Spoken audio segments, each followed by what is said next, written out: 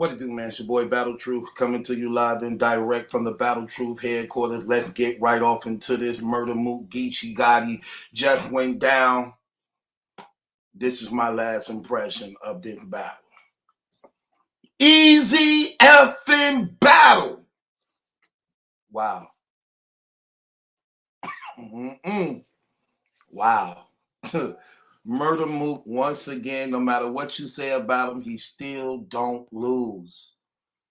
A lot of people, man, coming into this battle, man, when Murda Mook was in this battle, a lot of people believed that this would be definitely doomsday for him as a result of him actually accepting his battle on the main stage. For the most part, being on his main stage, have not been too favorable for Murda Mook. Although he still would win, sometimes he would leave with just bad impressions and performances. Would that change for today? Definitely it did change for today. And let me just say this, man. Let me just say this. Say what you want. That's the logo of battle rap. That's the logo of battle rap. Murda Mook put on a display of everything. I'm talking about everything. Let me just say this also. Geechi Gotti came with it. First round was light. His first round was light. I'm like, that's not good enough. Speaking of light, let me just say this. When this battle, when Mook was writing his rounds, I got a call from the team, right? I got a call from the team. And so Bad was like, hey, I want you to hear Mook rounds. So me, Mook, and Bad on the phone. Me, Mook, and Bad went on the phone. So he like, go ahead, Mook, spit the first round. Mook get to rap in the first round. I'm like, He like, what? I'm like, oh no, man, that ain't strong enough, bro. He like, what you mean that ain't strong enough? He like, well, I'm playing the game. Y'all interrupted me. I'm like, I don't know, man. Say it again. He said, just wait till the battle. I told y'all he real stubborn. He very stubborn, cocky. I'm like, hey, Bad. Tell him that first round ain't good enough. He got to strengthen that up. He going up against Geechi Gotti. Every effing bar got to count. He like, yeah. He like, it sounded better when he said it to me, though. I'm like, well, what matters is how you going to say it on that stage when it's time to perform. This been the problem. This been the problem. He got to get his performance up, you know? He going up against the face of battle rap. And it's in New York. This matter. This LA against East Coast. This is payback. I was concerned with him going in. Same round he rapped to me in the first round, he did tonight. And let me just say, it did hit better in the room. It hit way better. It hit hard. Hard. I'm saying to myself, like, man, okay, we good. We got past that first round and say, oh, we good. From here on out, we got past that first. Then I heard Geechi first. I'm like, that first was light, Geechi. That first was real light, man. I was like, okay, we can get past this. Because that first round was the only round I was worried about. But yet the first round was one of the hardest rounds that the people was liking. Mook definitely took this battle, man, easily. I'm just gonna keep it 100. This was easy. He just like let's just keep it real. Mook 30 these young gunners back to back. He 30 Rock, now he just 30 Geechi Gotti back to back. Two of the top gunners that so-called the new era. Mook 30 both of them. And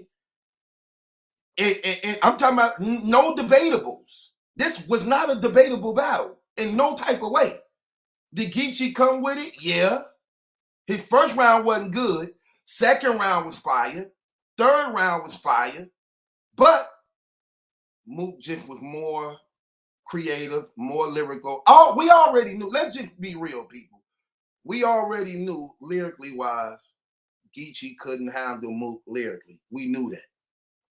The thing about it was, would Geechi have an all-around better game than Mook?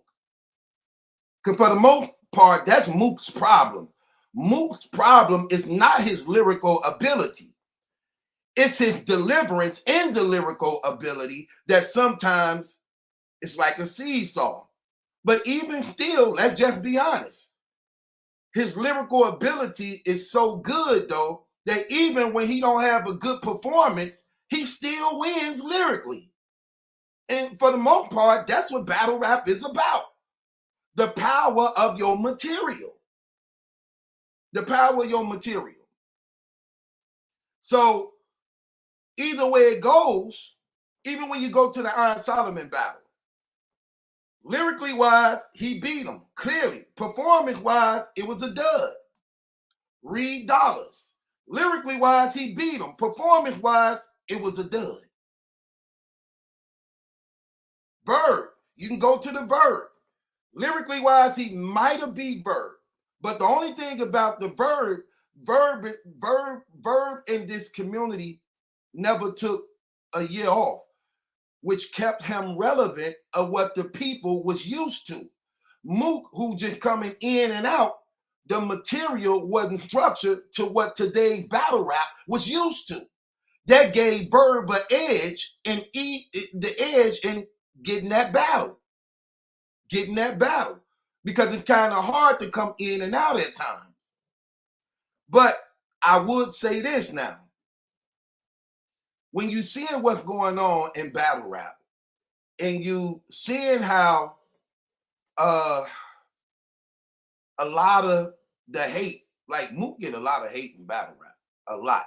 And for the most part, it can come from a lot of reasons. It could come for not actually having battle a lot, not being consistent in battling, having favor where he get paid the most and battle the least.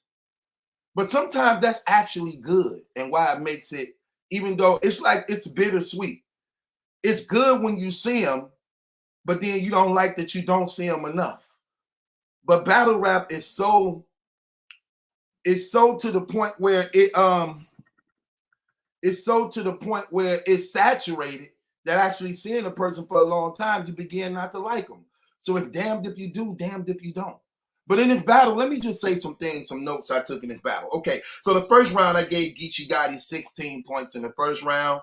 I gave Murda Mook 10, 20, 30. I gave Murda Mook 31 points in the first round to Geechi Gotti 16. That's how clear that first round was. It was a blowout.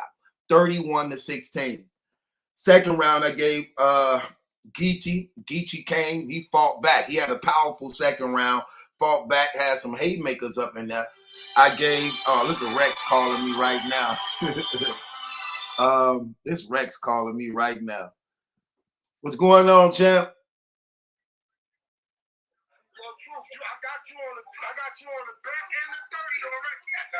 Oh, okay. This is bad. Look, I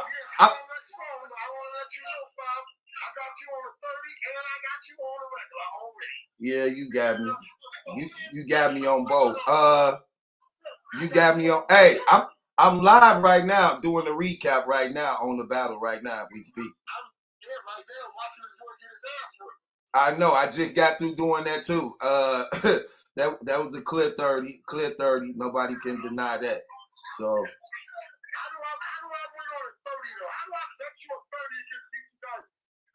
You just accept the little money that we betted, and that's it.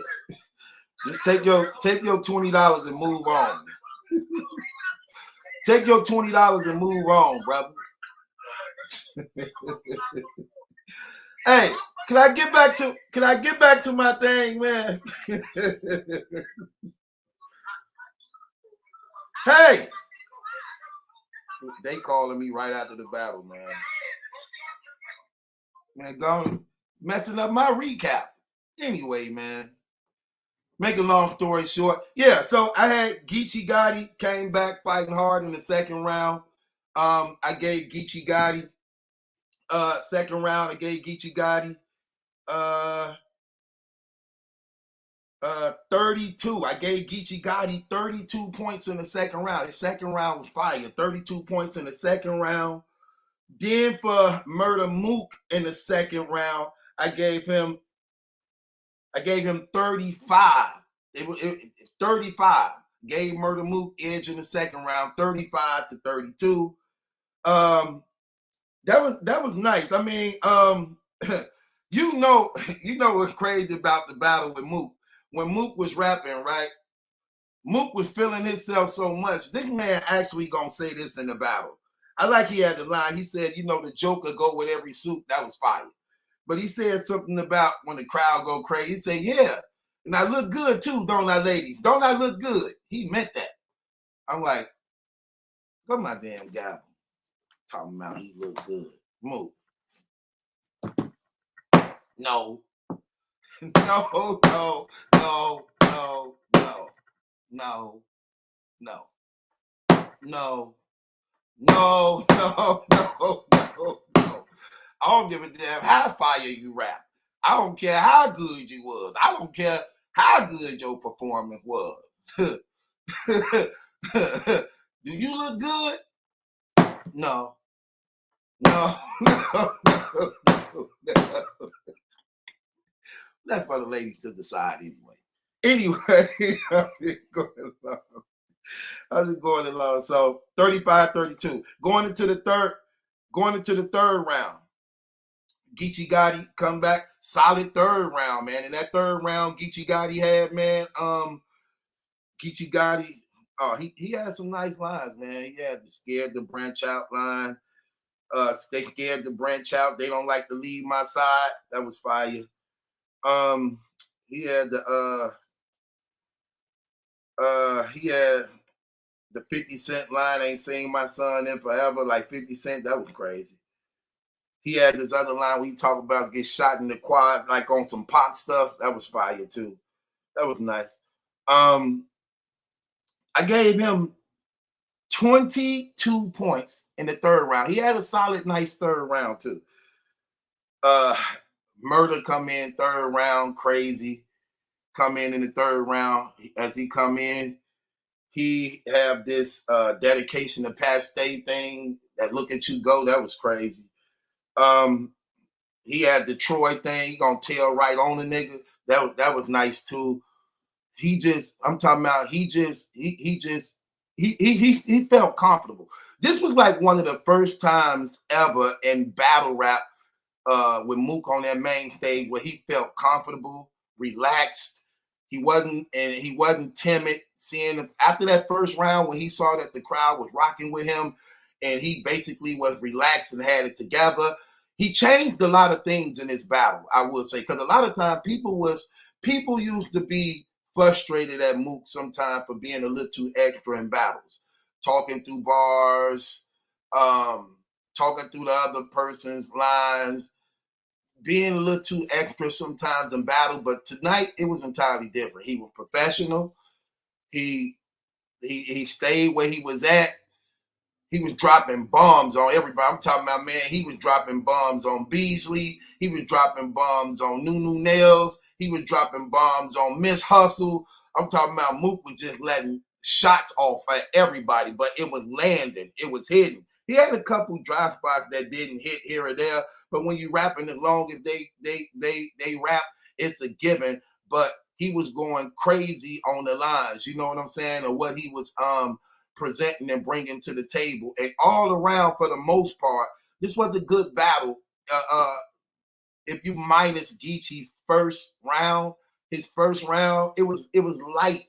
It was light. It wasn't good enough, but it was solid. It was a better battle than him and Lux, definitely. But again, when you're talking about how Mook just elevate the game to the point where being the most hated, but at the same time, when he do well, the battle rap community love him. So I guess when much is given, much is required. When you wearing that crown like that, it comes with a lot of responsibility. It's something that he definitely embraced, but at the same time, the thing about the battle rap community, they do let him hear it when he don't do good. But when he do good, they let him have that also. Like, okay, he did good. So it's sort of like if you're going to wear that crown, you got to embrace everything that come with it. You got to embrace everything that come with it. Overall, when you're looking at the magnitude of the battle, let me say this about Geechi Gotti also, man. Geechi Gotti, his experience and his professionalism, I like Geechi because through the night, how Mook had the momentum, he in New York, he turned the New York crowd against Gotti, but Gotti experience and his professionalism, it was so fire how he was interacting with them, even though it's like he was changing their mind to not just totally turn on him.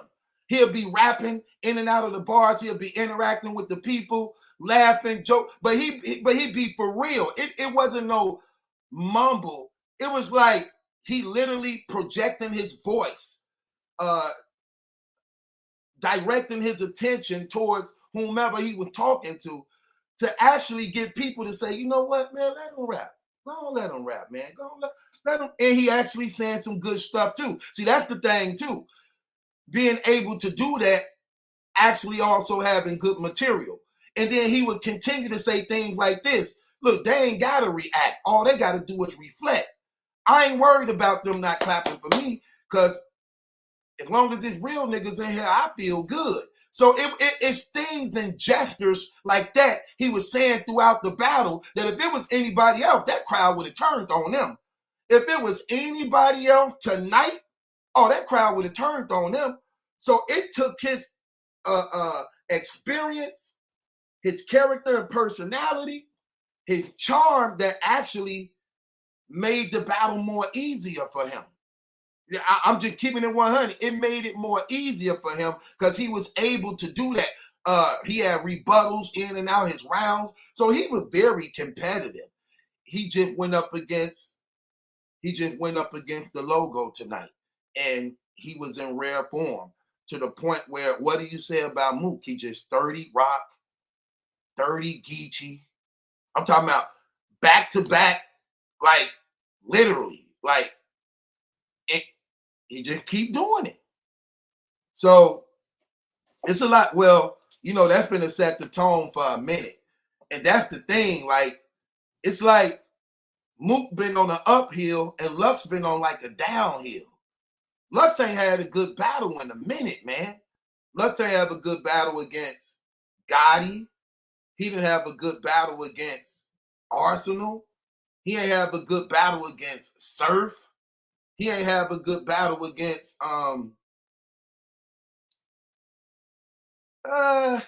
Verb. He didn't have a good battle against Verb. So Lux had like 4 bad battles. Like literally like 4 bad battles. It's the name people steady thriving off of now. And his impressions of last, what he did a while ago. But we haven't had a fire battle from Lux in a minute now. I'm just keeping it real, man.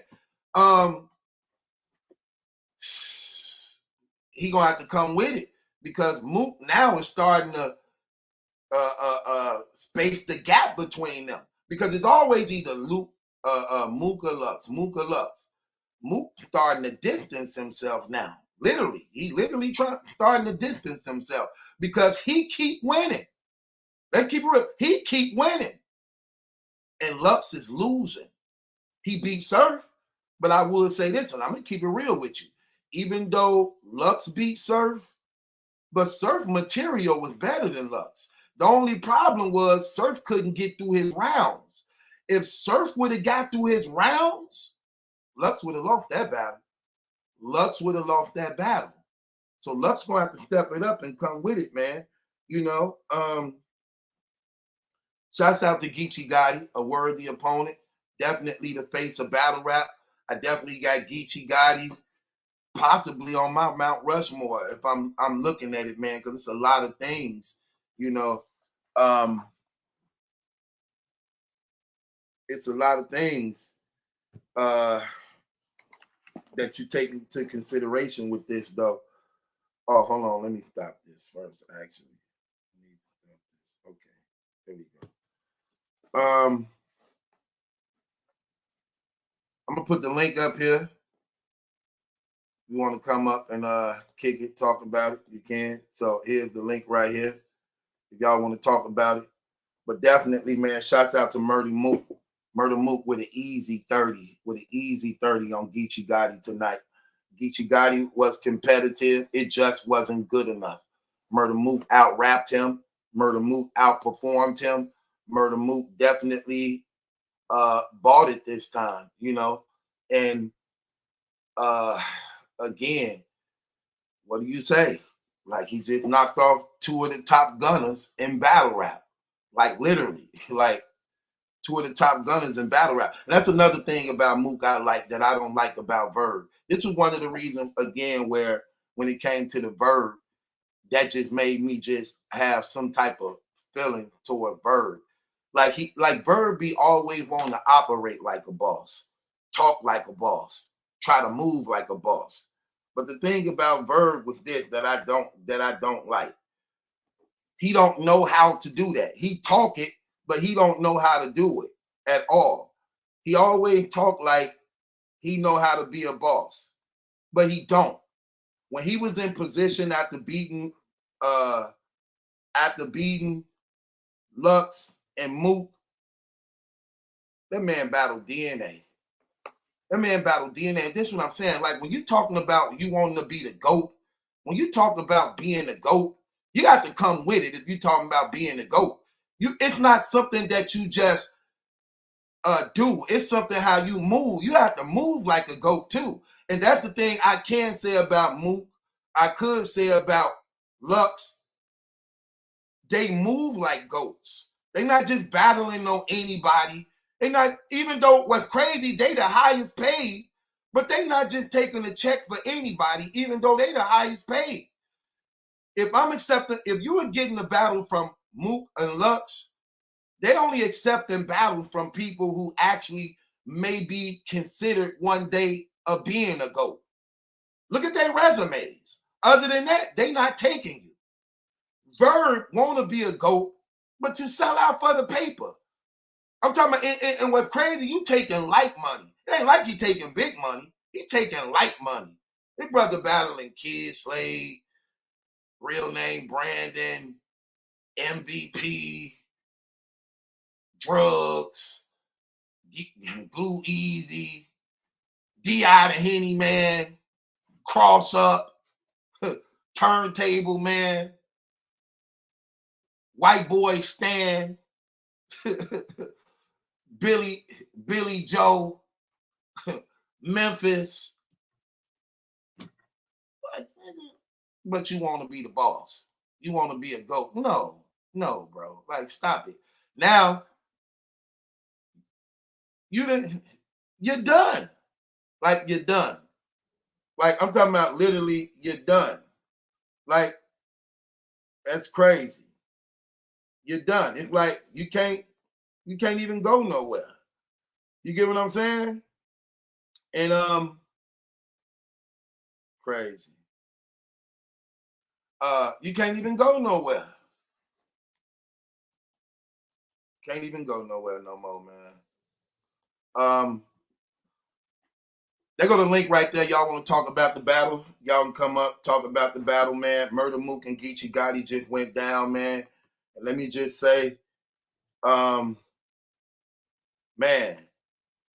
Geechi Gotti, he got his ass whooped tonight. I'm talking about Geechi Gotti. You got your ass whooped tonight, babe. Babe. Hey, baby. You got your ass whooped tonight. I lost like $20 on you. I only bet it to make it fair because I knew it could go either way. I was actually going off of the performance. But, I just wanted to be more involved in the battle with something on the line.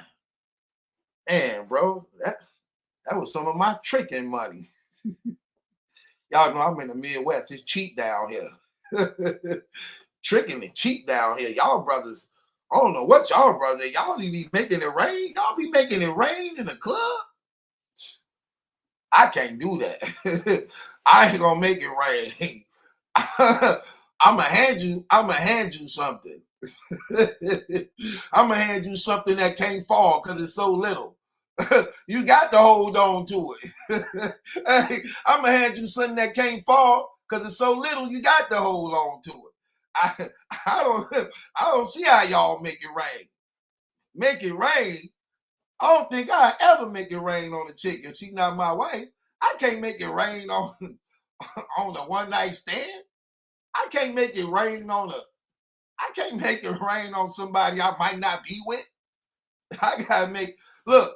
I gotta make it rain on my wife because I know I get it back. Like, hey, you remember when I let that rain on you? Could you get that back? Could you cash out that? Could you cash out that back to me?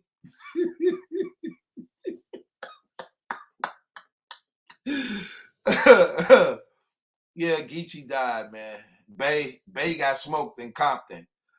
My baby ain't hurt nobody, but he still got smoked at New York's body. You ain't the first or the last. Nothing but a memory short from the past. Don't you know we got to put our hands together? Make the change. Stop the violence. Geechi. We had a 187. We had a 187 in New York City. Nutty Block got his damn brain blew out.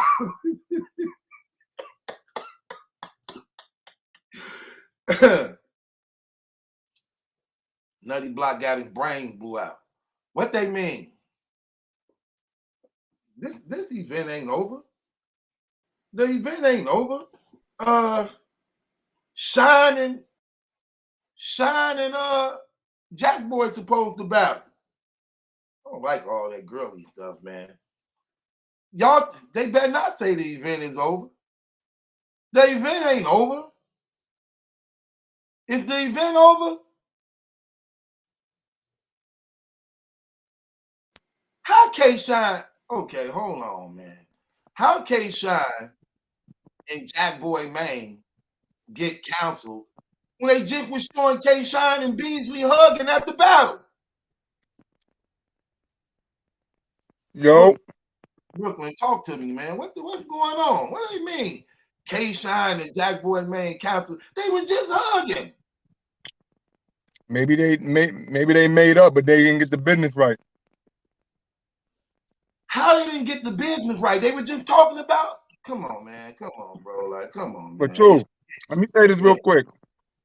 That first round, I didn't know how Mook was gonna do, man, because he was sounding real, stuck in his ways when he did that press conference about the big stage.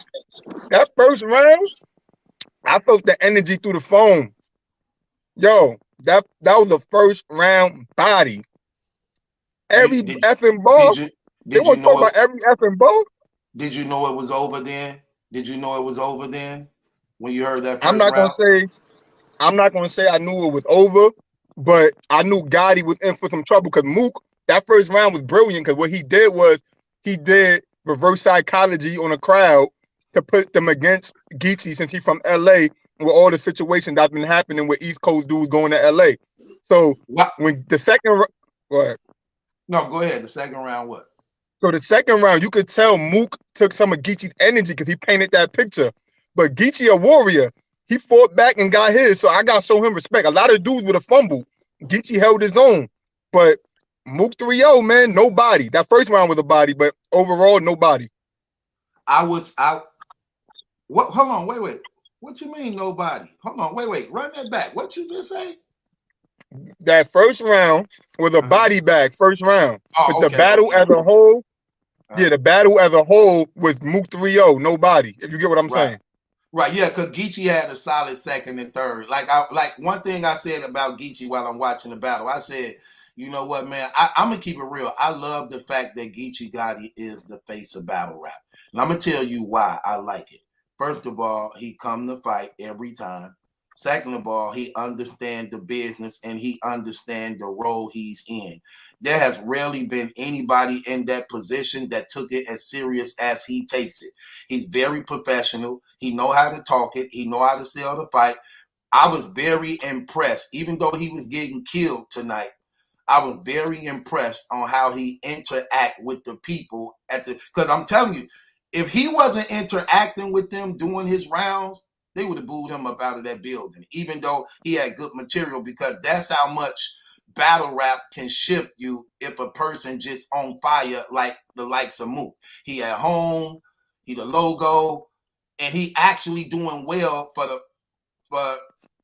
basically the first time on a main stage in his whole career. Because him and Rock wasn't on the main stage. That was in a private room setting. It could be dangerous now seeing that Mook. Look, I'm gonna keep it real. If I'm Mook, I don't come out as often, but I'm gonna keep it real. I'm going to be the show for New York, because you know SmackDown don't do battles in New York. So now, since they just came back to New York, that's why I would call homecoming. If I'm Mook, I'm the reason why SmackDown do New York battles now. He's the biggest battle rap in battle rap. He's the highest paid in battle rap. So why not the show be built around me, since I got the most to lose if I lose? After putting on a performance this good in the whole battle rap community for the most part, because all it takes, you just as good as your last battle. So this is the last impression of him. Therefore, when you get me for all this money, we in New York, since he only battled once a year anyway. We in New York. You get what I'm saying? You're gonna take me on my turf. You're gonna take me. So on mine now. I could go on the main stage, or I could go in the small room. It don't matter. You take me on my turf on the main stage, and hey, that's how you get me. If I'm Mook and I'm rapping once a year like he do, you got to come to New York every time. And true, look, people already was trying to paint the narrative on Twitter, trying to say Mook was spitting light bars and all that, but you gotta do the same with Geechi, because Mook has some misses, but Geechi has some misses also. Mook had the overall package. Pause. The performance. He had the most memorable moments. The past day moment. The Bobby Murda line, the dancing thing, sort of like that was good. The every F in this, every F in that.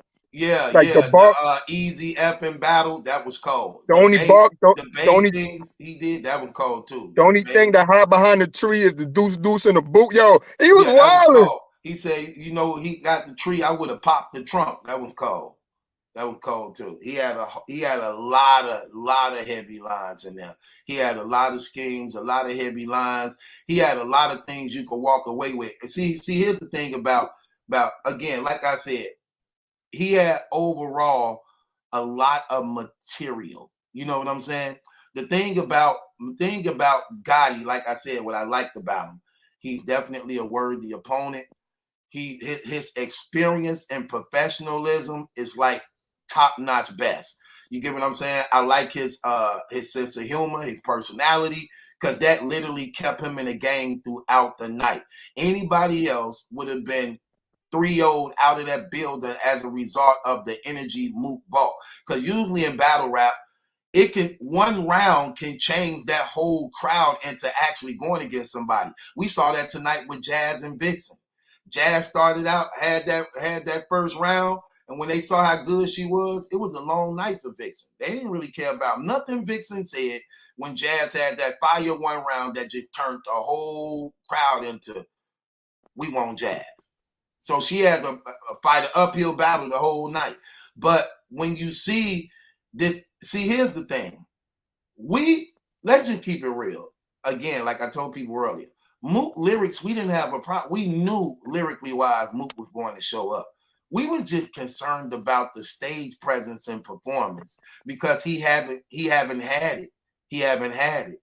And today he came with it. And I think what actually makes it better, he have to learn how when you up there going up against your opponent, just be direct.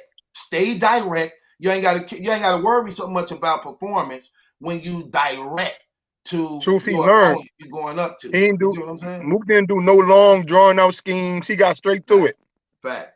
Well, that's what we were telling them. Like, look, can't be doing no drawn out game. You have to, you know, this is the thing we were saying to him behind the scenes. Like, look, you going up against EFB every effing bar. You can't be doing no long drawn out schemes. You got to get in and out, in and out, in and out, in and out. You know what I'm saying? And I think he came with it, man. He did a hell of a good job. Now, what do that say about Mook saying he knocked off two of battle rap top gunners, and Tay Rock and Geechi Gotti. Because for a lot of time, they be trying to say things like, well, for the most part, the Lux and Mooks them only go up against people in their generation, in their era. Like Mook went up against Iron Solomon. Mook went up against Reed Dollars. Mook went up against Averb. Mook went up against, see what I'm saying? When he gonna take one of these young gunners? And he just knocked off Rock and Geechi Gotti with two back-to-back 30s on top gunners. What we doing with that? Mook solidified. He was already solidified, but he solidified his spot as the Mount Rushmore, one of the greatest of all time. You can't hate on him now. You can't say he battling dudes of his. He took two of the hottest dudes, two of the most consistent dudes, dudes that win most of their battles overall, don't even lose clearly like that. And he's 30 both of them. Yeah, you definitely ain't 30 in Rock. You're not 30 in no Geechi Gotti. You're not doing that. And he shook off the stain that he can't perform on the stage. He did all that in one shot. You can't hate on him. You can't. Yeah, and let's just keep it 100. Like he 30 them easy. It was clear 30s, no debatables. Like not one round was debatable in any of those battles. They wasn't even debatable. You know what I'm saying? So that's crazy to see how, because let's just keep it real. For the most part, Mook is always a battle away from being counted out. Let's just keep it real. It's like most people want it. Look, the overall majority of people, like I saw the poll, they said Mook or Geechi. I clicked on Mook just to see what the number was, and it was 67 something to 33% Geechi Gotti over Mook. I'm like, wait, Geechi beat Mook in the fan vote? Yeah. Not the fan vote, but I'm talking about before the battle began. Oh, what the majority of the community was going for. Because, you know, Gotti had basically, for the most part, made 30 Lux. So they figured, like, okay, you know, a lot of people be trying to 30 choose. Lux. Don't lie, Malachi. He ain't 30 Lux. I said a lot of people say that.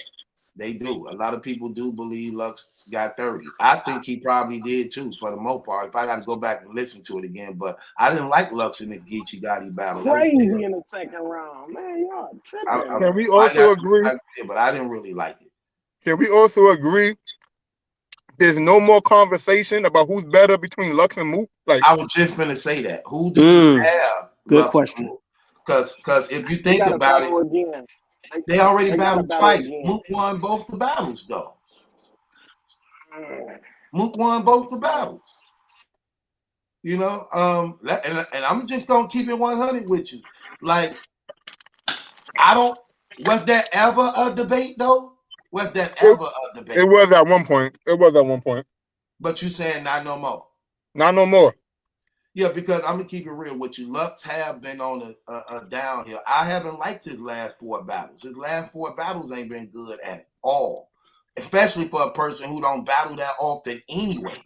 So your last see what's crazy about Lux and Mook having a bad battle. They don't battle too often, so it stays for the whole year.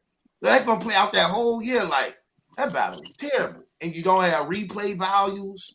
You get what I'm saying? And so that's the last impression you got for an entire year. Like, dang, that was. And truth, I'm about to get up out of here. Let me just say this real quick. You don't leave here. You get kicked out of my room. You don't leave. Nobody leave you on that home. like you the star. You talking about you up out of here like you was doing me a favor. Nah, man, you know. But before I dip off, Arsenal, with that performance you had, you don't need to be calling out Mook. Mook outshined you tonight. Hold on, man. Oh no. See, that's the thing. See, bro, I didn't even catch the beginning of the battle. When I woke up, it was Swamp and Arsenal in the 3rd round. And I'm gonna keep it real. Arsenal won that 3rd round. I didn't see the 1st and 2nd. So what you saying? Arsenal have a good 1st and 2nd? Not compared to Mook. Mook, he ain't shake the building at Mook, like nowhere near how Mook shook the building. You call it, and then in New York. Arch probably would have shook it in Jersey. Nah, him and Swamp was alright, man. It wasn't crazy. Mook, nah, man. And then he dissed Mook moms, and Like you doing all that. That's what he do though. But that's what he do though. Let's just be real. That ain't the first time he did it. That's what he do. But you did all that, and Mook still outside you tonight. So you well. One thing about it that really makes him want the battle even worse. You know, that makes him Mook, I ain't giving it to him. Worse. If I Mook, my next battle is Easy to block. You clip Easy too? Come on, that's the new hottest dude. Clip him, get him up out of here. Mook undisputed. That's the next dude I'm going after. Not Hollow, not clips. No, Easy to block. He's the new hottest dude. Get him up out of here.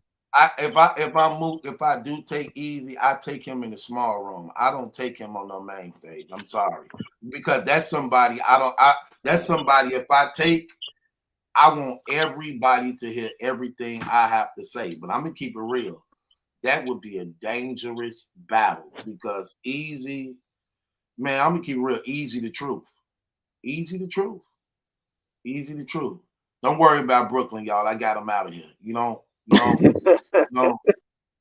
like he the star. Like I'm up out of here. Like, you ain't no star. Don't you be in the comments somewhere? Ain't you? Crazy. Right, like he doing me a favor. Shoot. Did you see the battle, Jess? I did.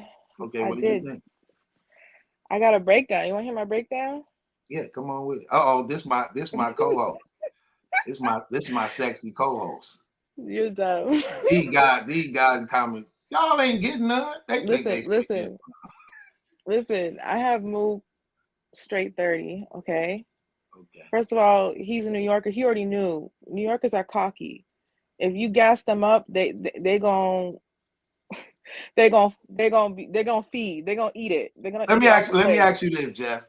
What did you think about Geechi Gotti being from California coming out with the New York outfit on? What was he expecting wearing that outfit? Hell no. He could have won, but none of his lyrics was really like up in New York. None of his lyrics. He couldn't. That was a good tactic, but then Geechi was with the Beirut. I don't know if you got the baseball jokes. Right. And that's crazy. I don't even know if he knew he was gonna wear that jersey. So let me do my breakdown. Okay, yeah. I was just gonna say that was crazy because Mook actually had that New York Beirut thing that hit the ceiling. Go ahead. Did you see the Old Bay? Remember I was talking about Old Bay season with you, and I taught you what that was. Yeah. I peeped that. That was crazy. Yeah. I peeped that. All right. So right off the bat, Mook, he came with fighting words. Okay, right off the bat, he told him, "What are you talking about? You gonna come to my porch? Like we don't got porches in New York." Right. He already in New York people they stoop. They really serious about they stoop. Like, hey, what was crazy? But guess what's crazy about that, Jess? When he said what happened? Porch, soon he said that the whole crowd just got the roll and like porches. What? Like, right. They just got the roll and like and it was like for like 2 minutes. They had houses in the hood. Right. No go houses ahead. over here. Go ahead. Okay, and then he followed that up like Tim's, like the Timberland tree, like Murda Mook 3-0. Yeah, the line about the Glock being in the boot. Yeah, the construction tree. Like New Yorkers die for them boots. They make love in them boots. Okay? You know what was crazy? Facts. Hey, you know what was crazy? You know what? Let me tell you something crazy. You know what was crazy when he said that? When he said that, the camera wasn't even on his shoes. When he said that, then the camera went down to his shoe. See, that's another thing. Just to stop something for a second. I don't know who behind them cameras, but I think them dudes behind them cameras is real fruity, man. Because when guys them be rapping, they give you the whole body. Like when females rapping, they just give you a headshot. Like, anyway, go ahead. Don't get me started. Go ahead. They zoomed in on Thingy's chest today when chest? When what's her name? I forgot her name. But when Jazz Vixen? when Vixen touched Jazz's chest and they zoomed in on her chest. Like, come on. Yeah, it was mutual. Okay, they showed both people love. But anywho, then after that line, he showed he repped with what's his name, Wave in jail. I mean, Tsunami. Oh yeah. They I'm was wearing the watching do a rag. battle. They Yeah, was I'm watching wearing the the do battle live rag. in jail. What That's the the only wave. hell? Yeah, he said I'm wearing the do rag. That's the only wave I'm on. Yo, Bro, hold on. I don't know how New Go ahead. York jails is. Listen, I don't know how New York jails is, but how the hell Casanova 2 times and Surf watching a battle live in jail with do-rags on, and Surf had on the blue bandana? That's What crazy. the hell type of federal joint is that when you still get to wear your dang banging clothes? Oh, wait, hold on, man. Now that I think about it, man, they probably setting them boys up because they just know how they is. Matter of fact, that's another blog. Don't even worry about it. Go ahead. Yeah. Go ahead. Okay. And then he followed up with the seafood seasoning obeyed line. Then he talked about the clip. That was hard when he said the clip's about a foot, and I got a sock on it. Yeah, that was crazy. That one was crazy too. And then what else did I have? And then he ended it with the pop smoke. Like you didn't think we were gonna pop smoke for pop smoke. Welcome to the party. Then he just went into the lyrics. Oh, so that's a Pop Smoke song? I don't know nothing about Pop Smoke. So he starts when he said it all deep like that. That's how Pop Smoke's rap. Oh, see, Welcome to the party. I don't know that. I don't know nothing about him. Mm-hmm. Hey, what's crazy? Look, did you hear what I said earlier? I said, oh, he did the Bobby Smurda dance. So that's Pop Smoke. That's not Bobby Smurda. I thought it was Bobby. No, I'm sorry, Terrible. y'all. I don't know nothing about. I don't know. I don't watch But the thing that was beautiful about the Pop Smoke lyrics was literally talking about Crip people. And so he said, put two in him, like something, shoot, I forgot what he said, but basically he was talking about shooting a Crip person, and he was Crip. So then it went beautifully, and then that's how he ended the round. Yeah. That he bodied him. So if Geechi's coming on stage and he knows what he's about to say, like, you need to come hard. Like, so he was popping real stuff on the first round, but it wasn't landing for me. Like you can't just talk real stuff and not make it like sting. You need to give me some imagery. You need to give me some double entendres. You need to do something. Be creative, not just say real shit and just think, oh yeah, people won't respect the realness. Like he was saying, what does it say? Yeah, the first round he took too long to say something fire, and then the first thing that he said was fire was him saying gonna smack you with a gun or something. He said something like that, but then he just said facts. He just stated a statement and didn't even dress it up. Like people, we here for a show. You need to dress up your lines. I feel like he wasn't doing that. The only time he did it was all the way into the round. He said, "Oh, you are busted with rhymes. That's right. why they signed you to bust a rhyme." Like, okay, finally, Negro, we was waiting for this. Like, you should have opened up. The opener, if he's coming that hard at you, you need to go, not waste time. You need to hurry up and pop stuff off. And then go ahead. The thing with Geechi is that Geechi is the type of person, like he raps good. He has good body.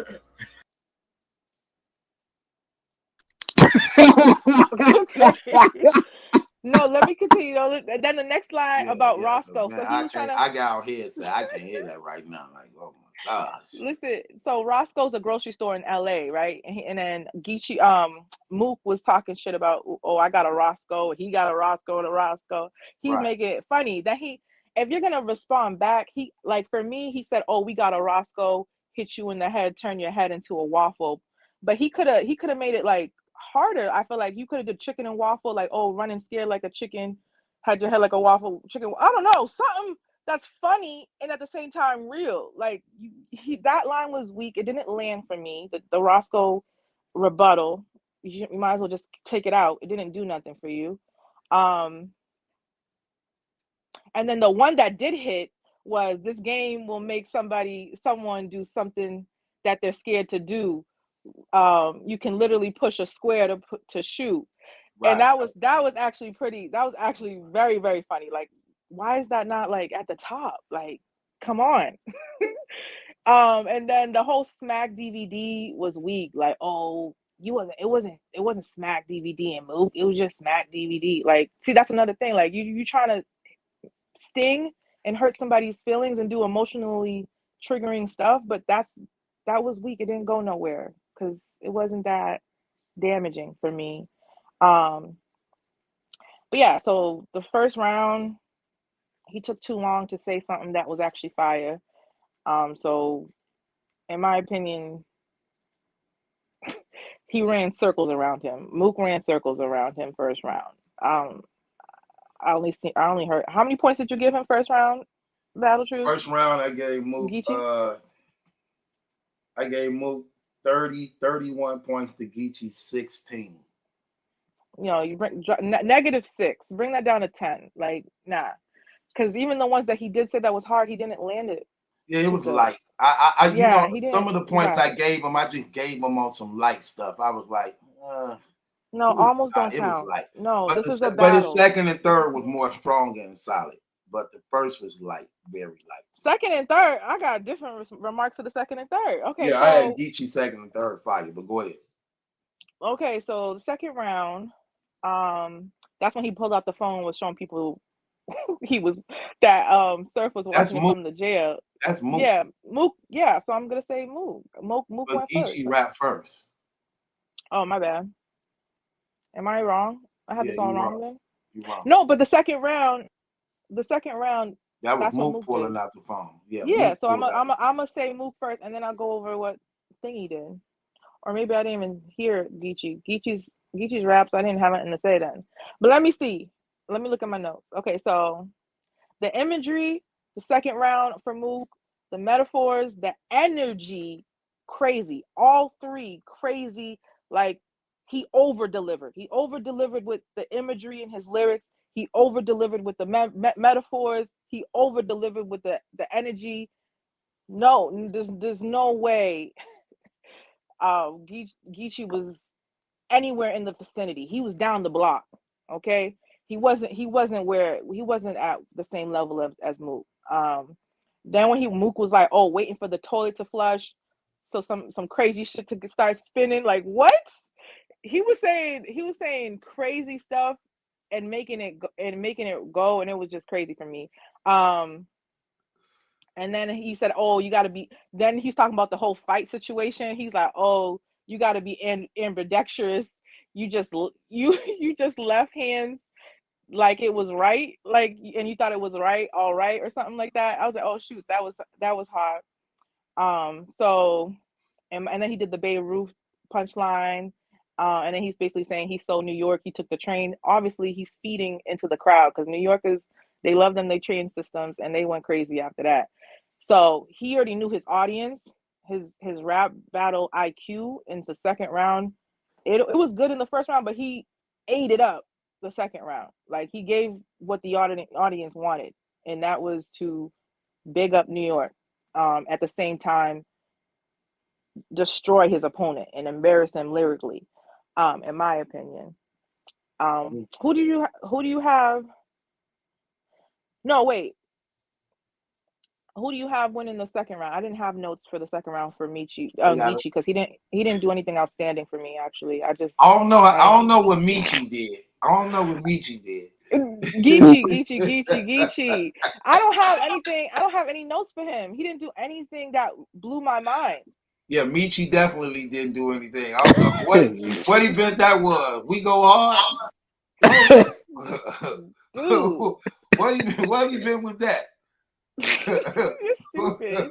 Geechi, stop it. Yeah. What was your point? What was your score for that round? Second round, what you have? Second round, I gave Geechi. I gave him 27 points. 27 points to Mook. 30. Okay, you like Santa Claus today. You just giving out gifts. I gave him 22 points. I'm sorry. I gave him 22 points. What made you 30. give him? What did he do that was so? A lot. He had a lot of bars. Correct me if I'm wrong. Did Mook over deliver the second round? Did he was his energy out of the park? I got him. Yeah. I got him. Yeah, Mook, all 3 rounds he was. I got him winning by a large margin, but Geechi did real good in that second round too. How's that the second round? The score's too close. You have 27-30. No. I just told you. I meant 22. That's still Wait, not. hold That's on. like Wait. 8. That's 8 points off. No, That's too 27. close. Yeah, I did. I gave him 27. I gave him 27. That was not a close round. Well, I got it 27 to 30. I do got it 27 It's to 30. giving very generous. It's giving very 27 to generous. 30. No, he had a All lot right. of good rounds. Geechi Gotti's second round was fire. He was real fire. He had the lines where he was said, because Mook was talking about the tree. He mentioned the thing about the tree on him. So Geechi had some stuff like Did it sting though? Yeah, he was saying lines, but did it Geechi sting? said a Like, lot of stuff. Yeah. He was popping it some real stung. stuff. Yeah, he was going hard. He was The second popping round, he stuff. went hard. He went hard. The second round, he went hard. He was popping stuff, but he this is what I'm wasn't saying. saying Some it in a people way. might have even gave Geechi the second round. Like this person right here say, Geechi, I got Geechi the second. The Geechi second was strong. I ain't gonna even hold you. I still What he got said that was so. he was saying a lot. I actually recorded it, but I gotta go back and do it. But he was going crazy in that second round. I ain't gonna even I hold have you. him going crazy maybe in the third round. His second and third was fire to me. It just wasn't good enough to beat Mook. But his second round was nice. It was. Anyway, so let me just finish up so I can let everybody else go, or anybody else that needs to go. Where'd DJ go? On left. All right. So the third round, huh? He probably did. Oh, okay. So the third round, right? He opened up like, "Oh, I sell hair to bitches like you," and I'm like, "Okay, that line was weak." Mook was funny in that. Mook said he do frontals. Frontals, right? And you told me that second round. That was the second round. You tell him I was rolling. 27. It's not 27-30. There's no way, guys. There's no way. I was If rolling. we're gonna really break it down, that's nowhere near Mook. It shouldn't be that close. But anywho, the third round he came back talking about, "Oh yeah, I sell hair to bitches like you." Weak.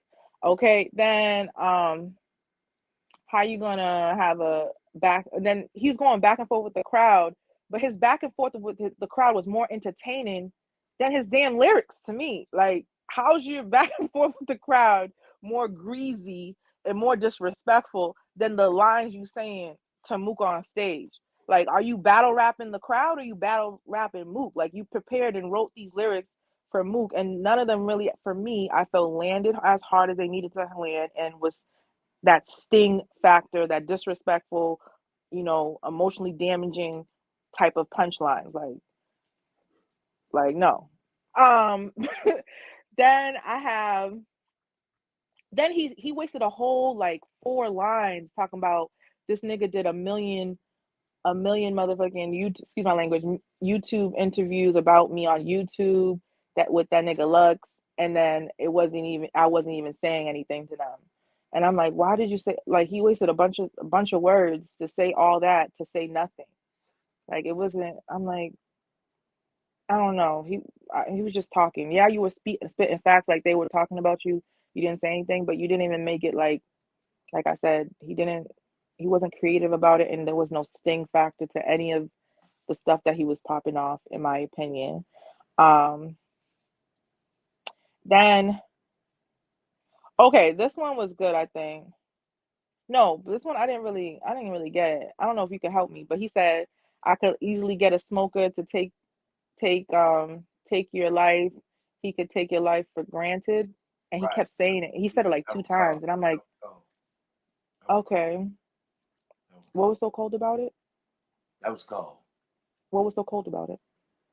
To get the smoker to take your life, take his life for granted. That was cold. I like that double play on words like that. Because, smokers who smoke, they take their life for granted. But he said, I can get you smoker, he'll take your life for granted. That's cold. I liked that. I guess. Okay. And then he agreed that he is Jeffrey Dahmer. Right. He said, I felt, yeah, and that's crazy. I fell in love with deaf niggas. Oh, I fell in love with Killing. with death. Fell in love with, yeah, that was I don't know about that. You just being very biased at this point. But that wasn't bias.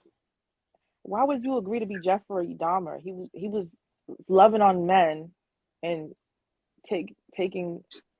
I'm not gonna say it, but he flipped it. nah. That's the thing about battle rap that's good. When you could flip what somebody say in your round, that show your creativity of how good you is as a battle rapper. And He was Geechi, eating that's what their I'm saying. bodies, Like Geechi, but no, he it was ain't eating their about what bodies. it ain't about Okay. Geechi Gotti eating the battle. It's about how you able to flip it to make it work on your behalf as a result of being creative. See, that's what battle rap audience like listening to, because they catch that, like, oh, he took that Jeffrey Dahmer line and flipped it. That's what they like about the rebuttals. You know what I'm saying? No, The it Mook wasn't. said It it, then wasn't he the. took it and flipped it. Maybe not, but it still shows creativity. He was You know what I'm sleeping with saying? them before he killed them. So yeah, you like death, you like killing people, but he put yeah, I'm Jeffrey Dahmer. I fell in love with death and killing niggas, and but like literally he was loving on them before he killed them. But anywho, you like it, Okay, I hold don't. on. Let me see We gonna something. move. I know what We you gonna move about. on. We gonna Somebody move just said on. right here, Battle Truth ain't get the grantee bar. Granted. What? Maybe you can come up here and tell me what I didn't get. Please explain it to me. What I didn't get, or what I didn't get. Like, make it make sense to me. Put me up on game. You know I like learning. Put me up on game, bro. You're so What I crazy. didn't get. I like I'm learning. trying to see if he knows something. I'm trying to see if he knows something I don't know. What I ain't get, bro. Like, put me up on game. Like, I don't know. Did you get it? Did you get it, Ken? I got it. I got it. What, did I say something wrong? I got it after you explained it. Basically, like the crackers, they'll just to get a high, they'll risk It's dying. They'll risk right. killing It's a themselves. simple bar. Yeah, Right, you say what not to get right. That's I'm what I'm not. saying. I'm not. Maybe he saw something different in it that I don't know.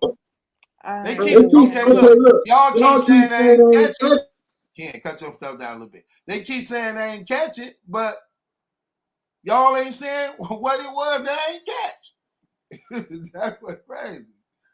Well, I'm not. I didn't get it at Listen, first because I'm they not in the keep saying streets you and I don't do definitely didn't drugs. get it. Well, if I definitely didn't get it, tell me what I didn't get.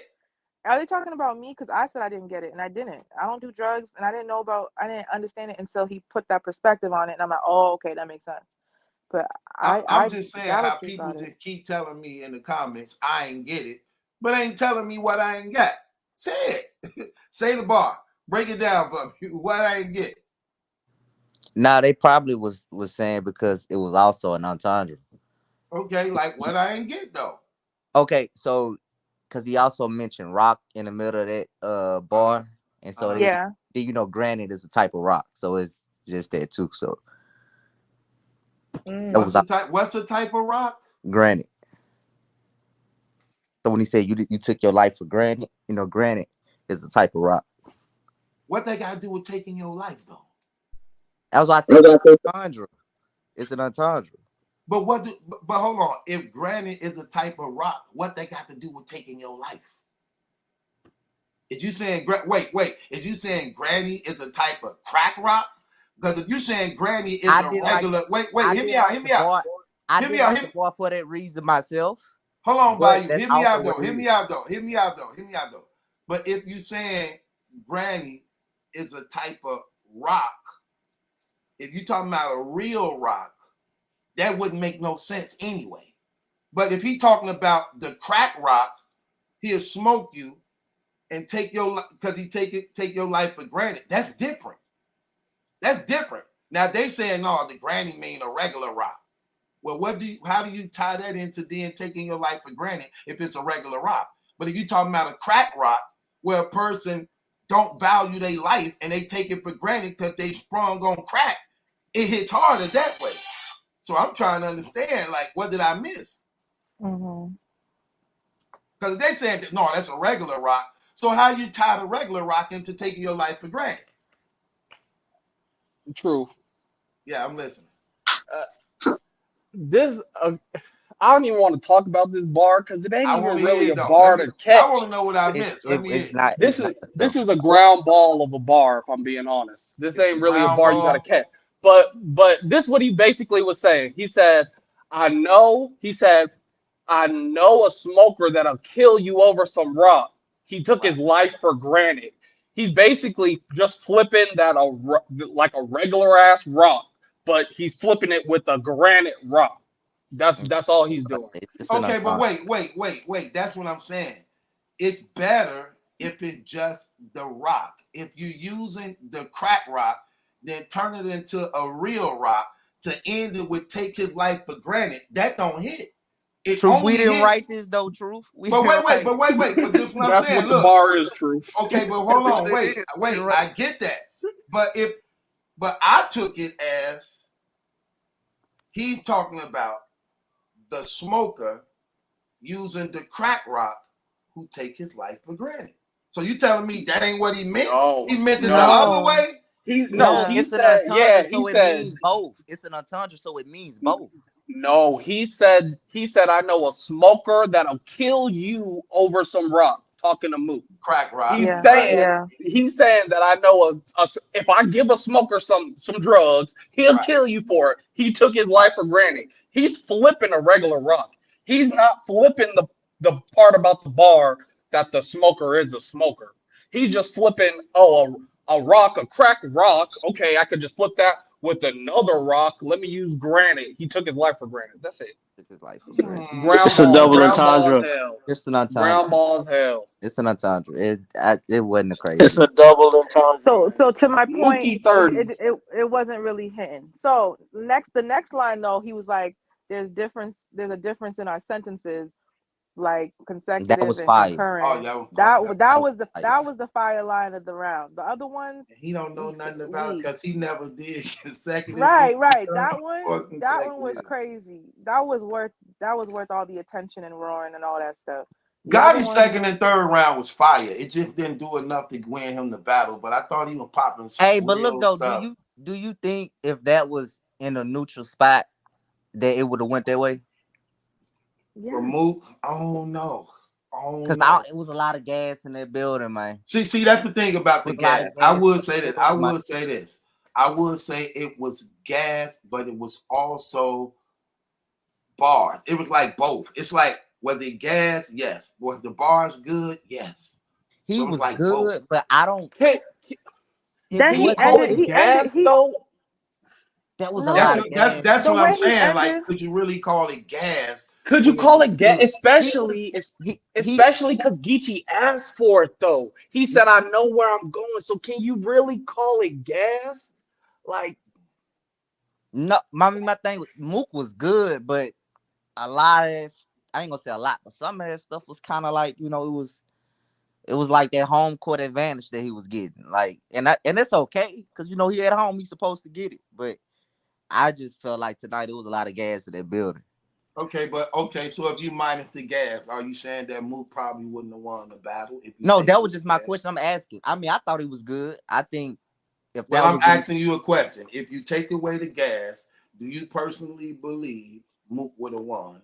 I think we'll look at that second and third a bit differently. So you think Geechi could have pulled this battle out without the gas? Because the crowd distracted him. I don't think I don't think he would have did all that freestyling as he would if it wasn't as hot. Don't get me wrong. I don't think Geechi material was better than Mook's at all. Never, not even close. And not one round. So if you minus the gas and you just stick into the material, I don't see how you have Geechi still winning. I don't see that. In fact, that would make it worse. But I mean, that's that too. Because I agree with you, Ken. In fact, that probably would have made it worse because I told you that what kept Geechi in the game was his sense of humor and how he was interacting with the people while he was rapping. Exactly. If he wasn't doing that, he probably would have got booed out of that room. That's the only thing kept him afloat. That people like, you know what? He have been holding battle rap down for a while, and he's saying the right things to make you not basically give up on him, to give him a fighting chance still. You know what I'm saying? The stuff, how he was doing it. I actually even wrote that in my notes. Like, he's very professional how he did that, man. Yeah.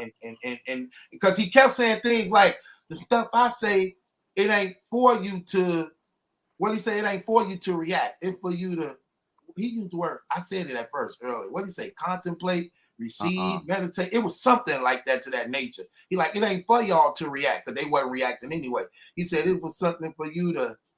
Dang, I forgot the word he used, but I put it in there though. But He said let that marinate. He said, yeah, he said let reflect. that, Right. My homie got it. That's what he said. It ain't for you to react. It's for you to reflect. My man, Drudy, my man, that's what I was looking for. And that hit hard in the building, especially when they wasn't reacting. And he used that to his advantage. Like, no, it ain't for y'all to react. It's for you to reflect. You know what I'm saying? And and that hit, people like, yeah, that was hard. That was hard. You know what I'm saying? And when he said the line, I like when Geechi come with the he said something about the mama, but when the police came to her, she already knew because she had the gut feeling. Oh, that was cold too. Right. Yeah, Man, he was going hard. I ain't gonna even hold you. That's why I'm saying that's what make this Mook win even better to me, because Geechi did come to fight. Geechi did come to fight. And like But do I you said, think they would have showed him more love on the road?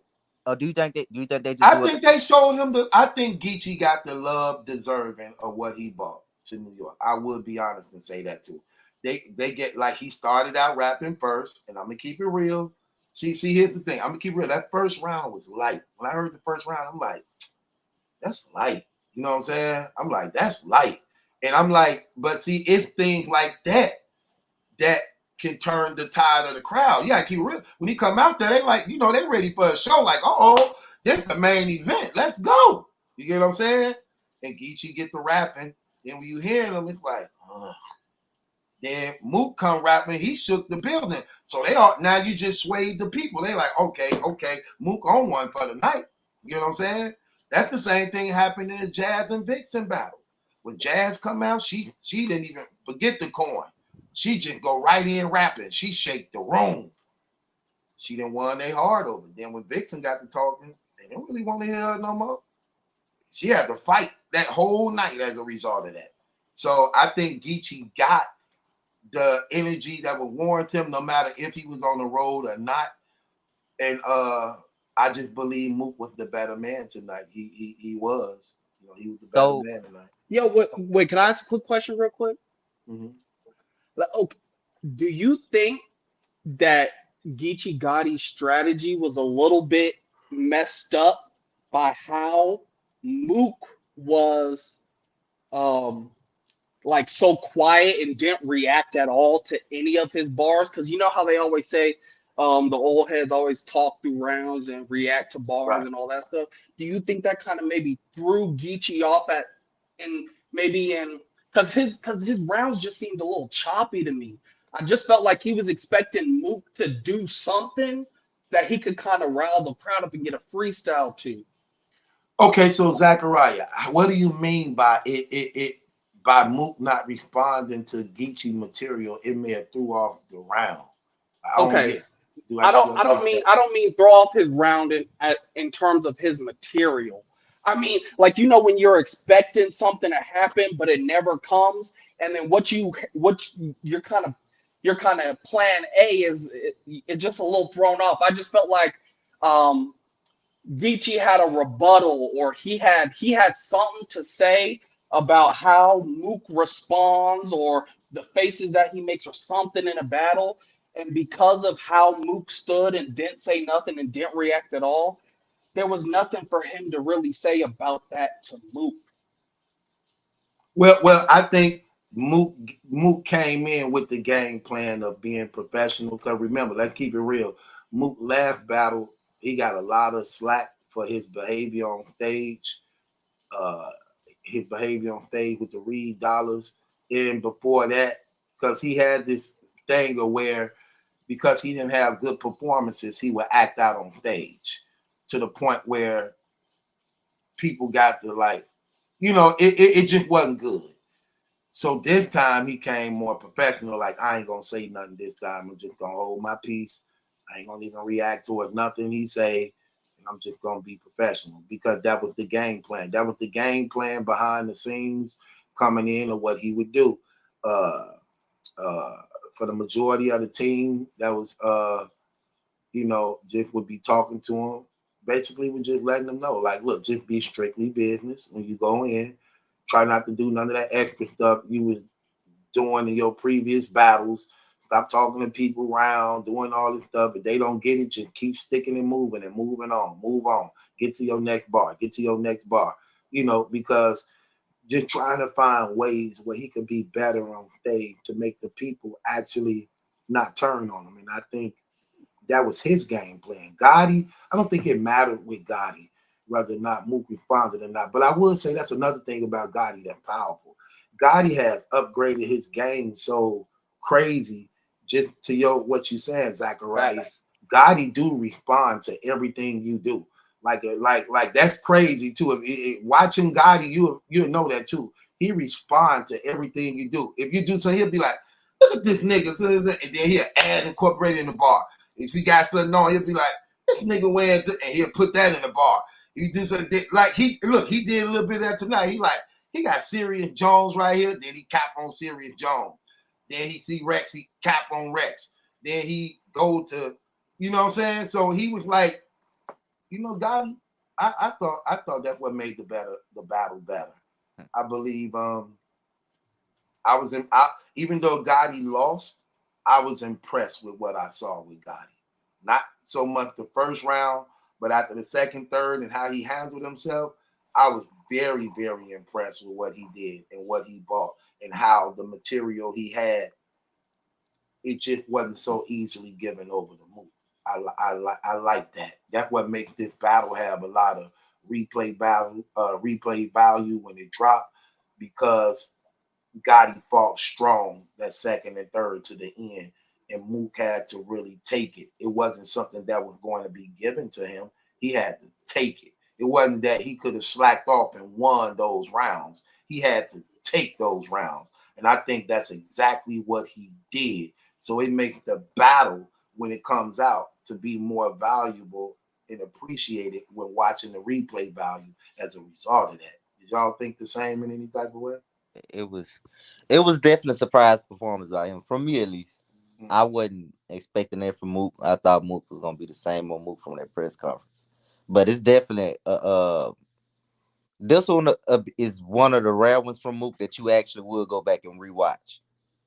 He ain't got too many that you really want to go back and watch. But I think this one is on his resume. He got more replay value than not replay value. Do you think so? When you look at his resume, if you count the Smack era, yeah. So you got to. Well, yeah, you have to count that. Yeah, then yeah. But if you doing his as of late stuff, not really. I mean, you go back to the Rock, and then ain't nobody finna go back and watch Reed or the Iron. Right. So if we looking at his Smack era, what battles got replay value? Him and Jay Mills, definitely. Him and Sirius Jones, definitely. You gonna always go back to the Young Hot. Him and Young Hot, that was crazy. Not that he won me over in that battle. Him and Party Hardy, fat. Yeah, P80. But that's it.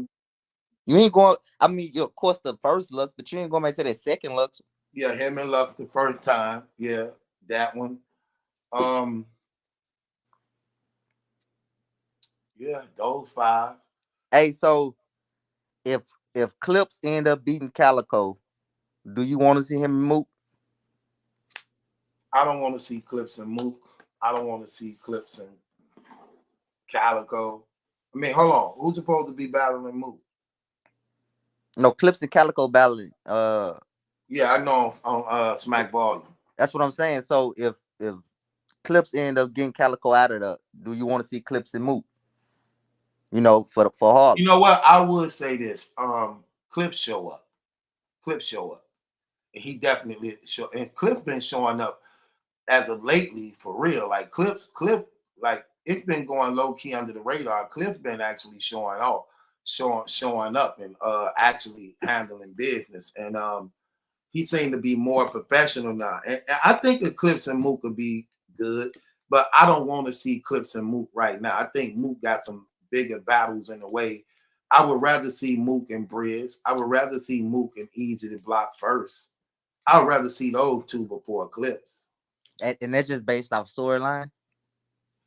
I think it's based off of who I like watching right now. Easy to Block Captain is one of my favorite battle rappers to be watching right now. And Briz have always been one of my favorites, man. Like, even though I don't like some of the things he do, but I'm gonna keep it real with you. When you're talking about performance and you're talking about overall package or what he doing, what he bring to the table, Briz is one of the best to ever do it, and he don't really lose. Like really, who actually really beat Briz Raw thing? If we look at who he lost to, who did he really lose to? Like, I'm like, and you can even debate those. Him and O-Red, good battle. Yeah. They gave it to O-Red, but that could go either way. Who that was he battled at Rookie versus Vince? That was Verb. I think Verb. Yeah, Verb got him. Verb spanked him on that. Him and Rock, that could go either way. I need to go watch that again though, because he had a line. I think he had I think he had the hardest round of the night in that Rock battle when he had something like the dust rocked off like an archaeologist, but how the way he lined it up, set it up, that was cold. Right. That was cold. I don't know, man. Briz just one of those dudes, man, because he come with Briz got everything. Nah, his jokes, welcome energy, aggression, comedy, bars. I'm talking about his energy is crazy. He like a Arsenal. What the Dragon Ball Z people do when they real strong? What that called? What they do? What they go Super Saiyan? Yeah, he like Arsenal Super Saiyan. That's who he remind me of. He like disrespectful, but lyrically better, energy level. He like Arsenal Super Saiyan level though. You know, Briz a monster, bro. That dude. That's why so many people want to see him come back to battle rap, because you missed he on a main stage too. What? And yeah, then, that home and he got perfect. And not only that, he got, see, the thing about Briz, he got a cheat code. Like, Briz got this like rhythm and flow to him that it actually sound. You know how like some battle rappers sound good too. It's sort of like, you know how like you hear a voice and you be like, man, that voice belong on radio. Briz got a battle rap voice that the material sound good. When he rapping, he got a way that he pitch it and say it. Well, it just makes you appreciate it more. You be like, ooh, that hit hard. See, that's like how Twerk do. Like when Twerk rapping, he got a way that he could vocal project it, that the impact on it make you receive it better. You be like, woo, that was crazy. The whole build up in the hit, they cold at that. They masters at that. That's how Briz is. So. Yeah, I mean, it would have been perfect him and Mook and Briz for homecoming. You know, Briz coming back, but I mean, I ain't gonna hold you. I wasn't a big Mook fan going into this battle, but he surprised me on this. Well, but rightfully so. Rightfully so. That should have been the way. Look, keeping it real, that should have been the way. And you know, Mook, my guy, that's family. It should have been that way for the whole battle rap community. You don't give him nothing easy. When he been failing and ain't been doing good, you let him have it, because it's in that he learned how to correct his mistakes. And that's why this time he came prepared. Notice he wasn't joking, like not joking. He wasn't being extra. If you go to his previous battles on that main stage, look how extra he was. Look how extra he was with interrupting people in their rounds, being physical, doing all. I'm talking about just doing a lot of crazy stuff, man, to the point where it kind of made people just feel some type of way. After hearing it from people, after hearing it from the team, after hearing it from the community, made him check himself. Like, you know what? And notice he was just all serious today. He didn't even move. He stayed there, stayed still. All while Geechi rapping all 3 rounds. He didn't, no facial expressions, really. None of that extra stuff, just straight business. That's how it should be. So to answer your question, it's supposed to have been like that. The community should have been against him going into this battle. He should have saw those polls saying he gonna lose. He gonna only win 20%. He gonna only, yeah, he should have saw them polls, because that should spark something in you to bring out the best in you, that you have something to prove. Because let's keep it real, for the most part, it's these battle rappers' fault that make people turn against them. If you fire and consistent, you ain't got to worry about them turning against you. But when you start slacking off, not doing what you're supposed to be doing, and you expecting love at the same time, no, it don't work like that. So you have to win the people over. And if you're going to be considered to be the logo, the Michael Jordan, the battle rap, you got to own up to them responsibilities, especially since you go around saying it yourself. Like, keep in mind, Mook walk around saying that. Well, if you're going to say that and you're going to wear that, then it comes with responsibilities, or you need to give it to somebody else. The good thing about Mook, for the most part, is, I will say this about him.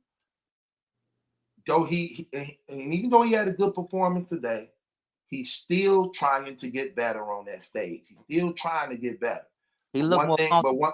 Let me say this in right here, by you, and I'm gonna let you rock on that. But the thing about Mook, I can say, no matter what, he always came with lyrics, and not just any lyrics. He always come with more than enough. Like, if you pay attention to his second round, he wasn't done. His corner was telling him to end it, because he had did so well. They're like, you don't got to do overkill, end it, or you do too much and then it don't be appreciated. So just end it. So he cut it short. Go ahead. I felt like that was the problem throughout the whole night. People was rapping way too long, bro. They was rapping way too long tonight, and a lot of them didn't know when. I thought Vixen had moments in her rounds, but she should have cut it. But she kept rapping long. I'm like, bro, even Jazz, I'm like, yo, y'all should have been stopped. But I mean, Mook was definitely, I think his performance is definitely way better than what it was going into this. Because I just thought he was just going to stand there and just rap the whole time. But he definitely, do you think this was the biggest upset in battle rap? I don't think it was an upset. Because, again, I believe if anybody been watching battle rap, you knew Mook lyrically was going to be better. I think the biggest upset was Rock and Mook. I think people was expecting Rock to just mop the floor with him. Because, see, we don't look at Geechi and Mook as being an upset, because we know that Geechi can't out-rap Mook. But he could overall outperform. See, here's the thing about going up against a lyricist who good.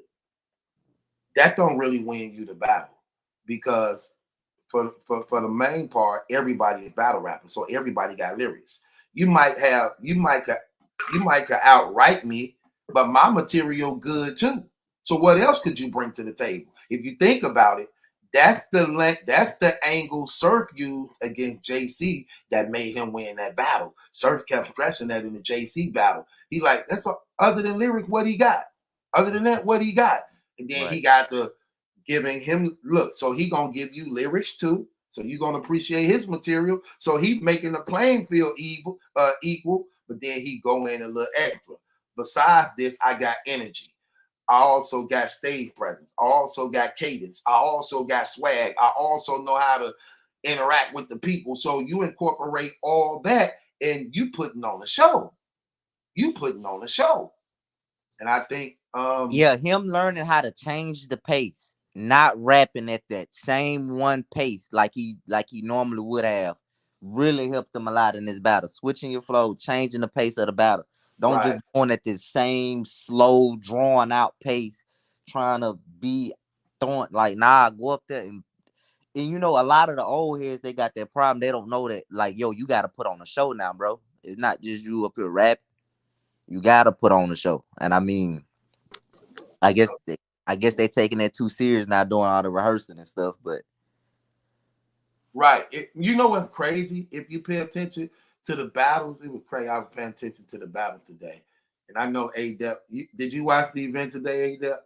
Yeah, I did. Okay, now I'm gonna say this to say that now I woke up, like I said, when I woke up, Arson Swamp was going off. But going back to what you said, Wait, time out. You didn't see Kid Slade versus Stumbles?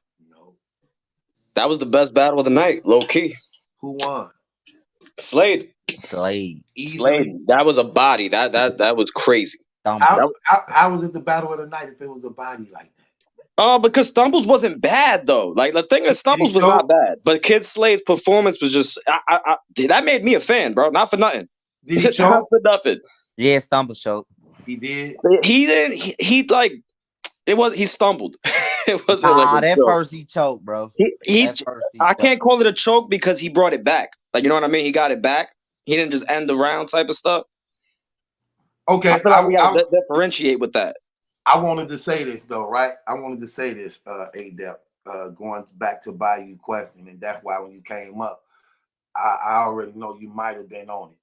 So when I'm watching the battle, the rest of the event, when I woke up, like I say, I woke up and it was Jack Boy Maine and it was Arsenal and Swamp going into the third round. So I'm watching the battle. After they go off, then I see the Vixen, the Assassin, and Jazz. And what's crazy while I'm watching it, I'm noticing some things that they saying within the battle. And it's like they saying things to each other like, I'm gonna do this. So don't get mad and don't do nothing when I do it. Did you pay attention to that part? Yeah, the lesbian stuff. I saw that. I heard that. Yeah, she like, at the end of my round, I'm gonna kiss you on the lip, but don't get mad at it. Don't try to swing or pop off. So be expecting and ready for it. Yeah, I was confused by that, and I was waiting for rehearsals. Right, exactly. That's exactly what I was saying. Like, wow, this what they have been talking about type stuff. You know what I'm saying? Yep. Yeah, I peeped that. So I say that to say this. I don't know. What do you think of the battle? Mook and Geechi. Was you impressed? Was you surprised? Like, tell me what's up. I was kind of disappointed, honestly. Go ahead. I was kind of disappointed. I thought Mook was gonna come better, but I'm realizing I like Mook better, like with no crowd. Honestly. Okay, who did you have winning the battle? No, I had Mook winning clear. Okay. No, he won clear, but I don't know. I think he was better against Rock. Yeah, he definitely was better against Rock. Well, easily. It don't even compare. The material. And low key, I know a lot of people disagree with me, but I liked his third round against Reed better than every round tonight. I don't remember Reed. So the third round with Reed is when he had like the dollar bill scheme and all that. Oh, the four corner thing? Yeah. I still don't remember it. I ain't even make it that far in that battle. Ah, man. People hate that battle for some reason. That was terrible. You don't hate it because it was all, they were going back and forth. You liked the extra that was going on. The battle was I don't go back to that battle, but I did like that third round from Mook. But tonight, I don't know, man. As far as I don't know. Tonight, as far as what? Well, I'm just starting to like dislike these crowds too, man. The crowd, I just hate the going back all the time. Like you bringing it back over and over and over again. Like it gets boring after a while to me. Hey, nah, no cap. I like the feeling of being back in New York. Yeah, like, that is nice. It was one of them crowds where you knew you had to rap. Like at any moment, once I seen Stumbles start to mess up, I said, yeah, they finna boo him. Bro, like, and Stumbles came out with the most love I've seen. Like, they were, bro. But the moment he started... Oh, so they like him like that? Bro, in New York, I had no idea they love Stumbles like that, bro. As soon as Stumbles came out, it was the loudest I heard the crowd the whole night. Where he from? Yeah, they love him over here. Where he from? I don't even know. I thought he was like some DMV cat. Is he from New York? He from the East Coast somewhere. I don't know. He from one of them New England. That's what they be calling that shit. I don't know where he from. Let me ask you this, A-Dep. When Geechi came out in the New York outfit, what did you first think? Keep it real. I didn't like it. Just like I didn't like when Kendrick Lamar, remember when he did that diss and he was like, he called himself the king of New York? I don't know nothing about that. Oh, that's like, yeah, that was like back in like 2013 or something. But yeah, that's on. I don't like cats from out of town coming in calling themselves the king of New York because he had the Yankee jersey on in the front. Well, on the back it had the 6'6", I'm gonna talk about that when my channel comes I back. knew you was gonna. I knew you was gonna. Yeah, I saw Geechi with the 6'6", but I don't know what it meant. What do the 6'6" mean? They That's short. gonna say it's for surf, but I don't believe that because he Like had the that, same yeah, kind of that's supposed to outfit. be rolling 60s or something. He had the same kind of outfit against Lux. Who, Geechi? Yeah, against Lux, he had the 6'6" on his I guess that's connected to his No Studio brand or something. Is Geechi 60s? I never heard that. Nah. I know he nutty block, but I don't really know how that Crip stuff go. But I know he nutty block, but I don't know if nutty block is also 60s. But nutty block is different than it. Do Geechi, was he raised on nutty block, but the gang is 60s? I don't Or think so. is nutty block is the Crips? I don't know. I don't know. The Crips started in Hollywood. That's all other stuff. Okay, so when you saw him in the New York in a Yankee outfit, you didn't like it. I didn't like it, and I knew it was gonna be a long night for him. so Because I'm talking people in about New York don't like that either. wait, ain't that wait. So soon you saw the Nike, I mean not Nike. Soon you saw the New York jumpsuit he had on. It was a wrap. I already knew it. I saw it. I'm like, I said, I don't think that. He's bold for that. I'm like, I don't think that. Did any of y'all figure out what happened with the Jack Boy and KShawn thing yet? They postponed the battle. Jack Boy got some kind of medical issue. Yeah, I know he got lupus. But if like lupus doesn't just flare up randomly, like he would have woke up knowing that his lupus was flared up. So there you go right there. What they say. 6th Street is a street in Compton and Nutty Hood. Yeah, okay. They always got excuses. Right, you still don't care, do you? I don't believe that. It gonna go up.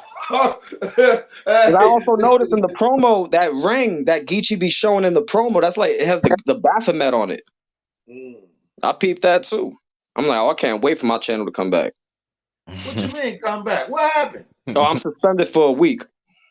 From what? Dang, man. I did a video breaking down the takeoff situation, and then they strike me for hate speech or something. But what did you say? That was black on black. What was the hate? They just make shit up now, man. People just flag the channel. I don't know. Maybe I said the maggot word. Oh yeah, you can't say that. But let me ask you something, Truth. Do you think you could sit down in a room and have a conversation about basketball with Jazz? Jazz who? Jazz the rapper. Right. Are you implying the basketball flips she had that somebody wrote for? Of course. Yeah, because somebody else was saying that. Matter of fact, you know what was crazy? When I just started this live earlier, somebody in the comments was talking about how her basketball games and all them things like that. And I'm like, yeah, the same writer for surf, probably. She might like basketball. To me, I don't think I could sit in a room with Jazz and really talk about basketball. I don't think all those references. It's just weird to me. But Vixen got ghostwriters too, so it's like it is what it is. Quantum physics be right. Yeah, Vixen got killed. That was a surprise. You see that, A-Dep? Rolling 60s in South Central. Yeah, that's why I find it funny when people on the East Coast be jacking that stuff, because that stuff is all West Coast stuff, man. Yeah, because soon he said that thing. I've been wanting to battle with Elliot nigga. Because ever since that y'all killed Big, it was a wrap. It shook the room. It was over. Nah, Mook knew what he was doing. He was playing to the New York crowd like crazy. And playing up the East versus West Coast type of stuff. Yeah, he was like, now you finna see how it feel to take a big loss. That was crazy. Yeah, lyrically wise, you know what I'm saying? Like I said, I knew he was gonna show up lyrically wise. It just would he have a good enough performance to escape? I think he definitely did that in this battle thing. Let me ask you this. So, A-Dep, when you saw the New York outfit, you didn't like it? Immediately, I ain't like it. Immediately. You say you don't like a California dude put on a New York outfit?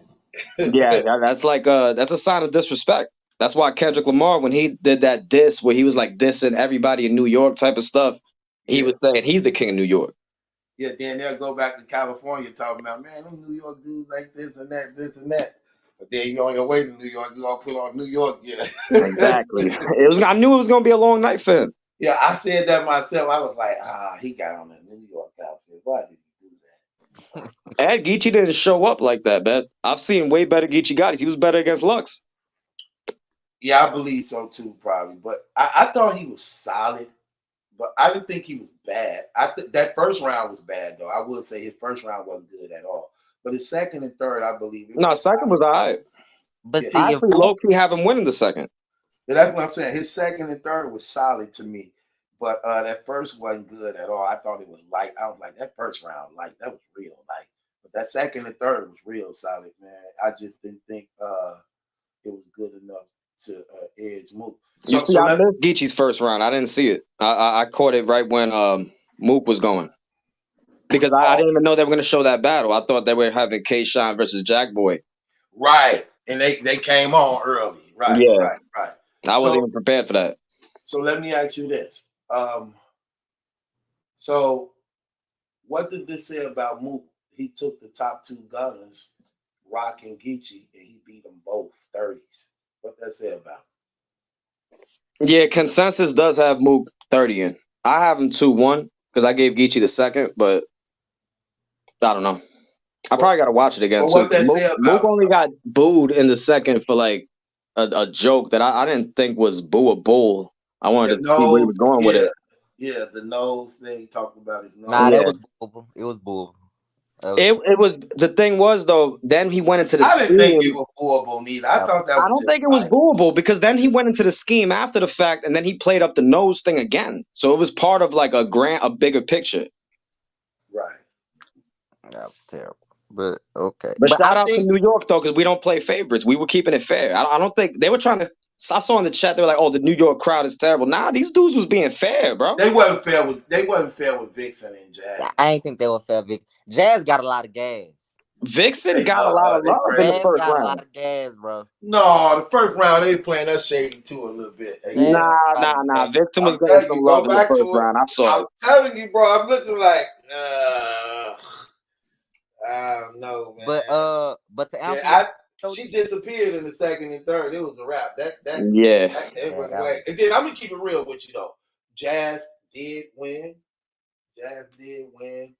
but that second and third, Vixen disappeared. It was empty. It was too much missing. She was missing. Jazz stayed solid like beginning to end.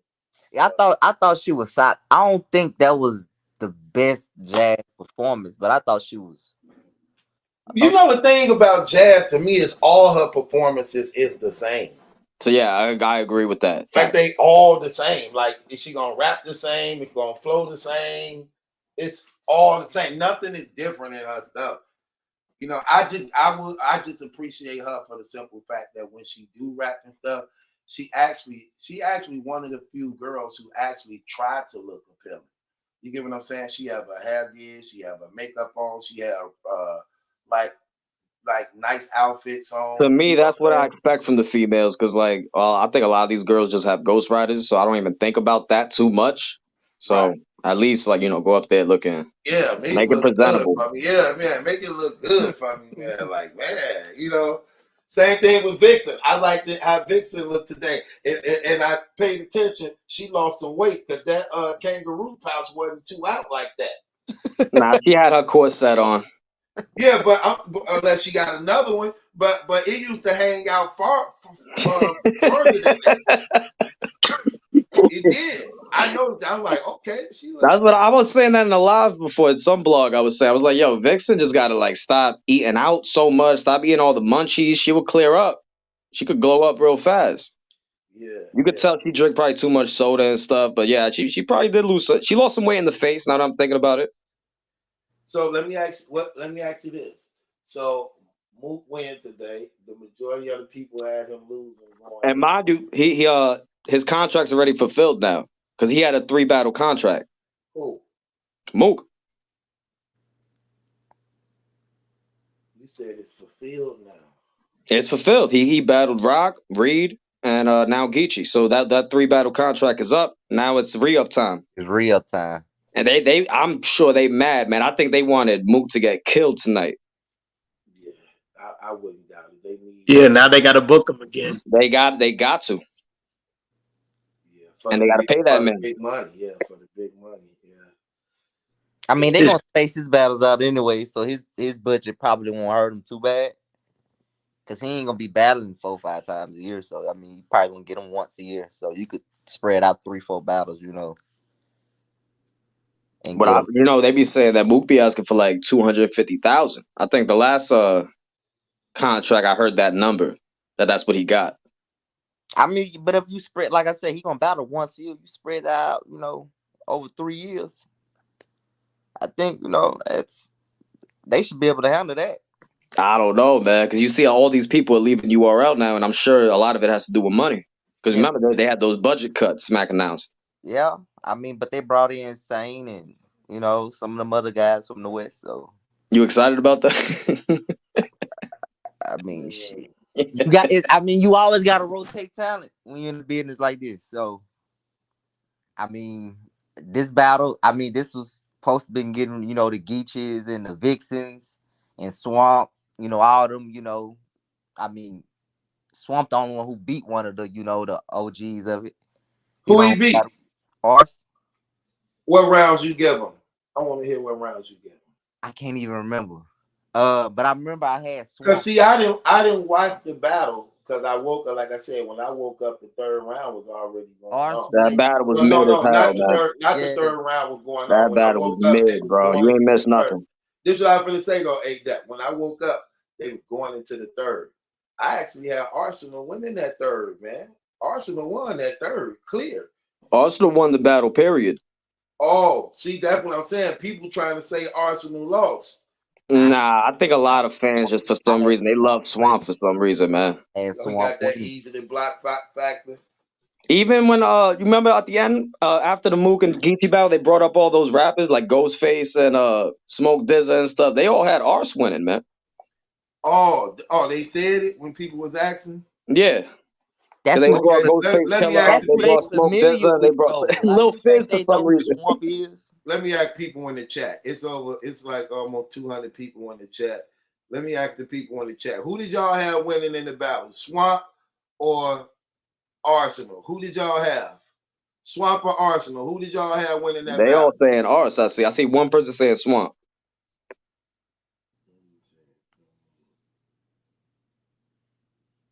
Because I clearly gave Ars that third round.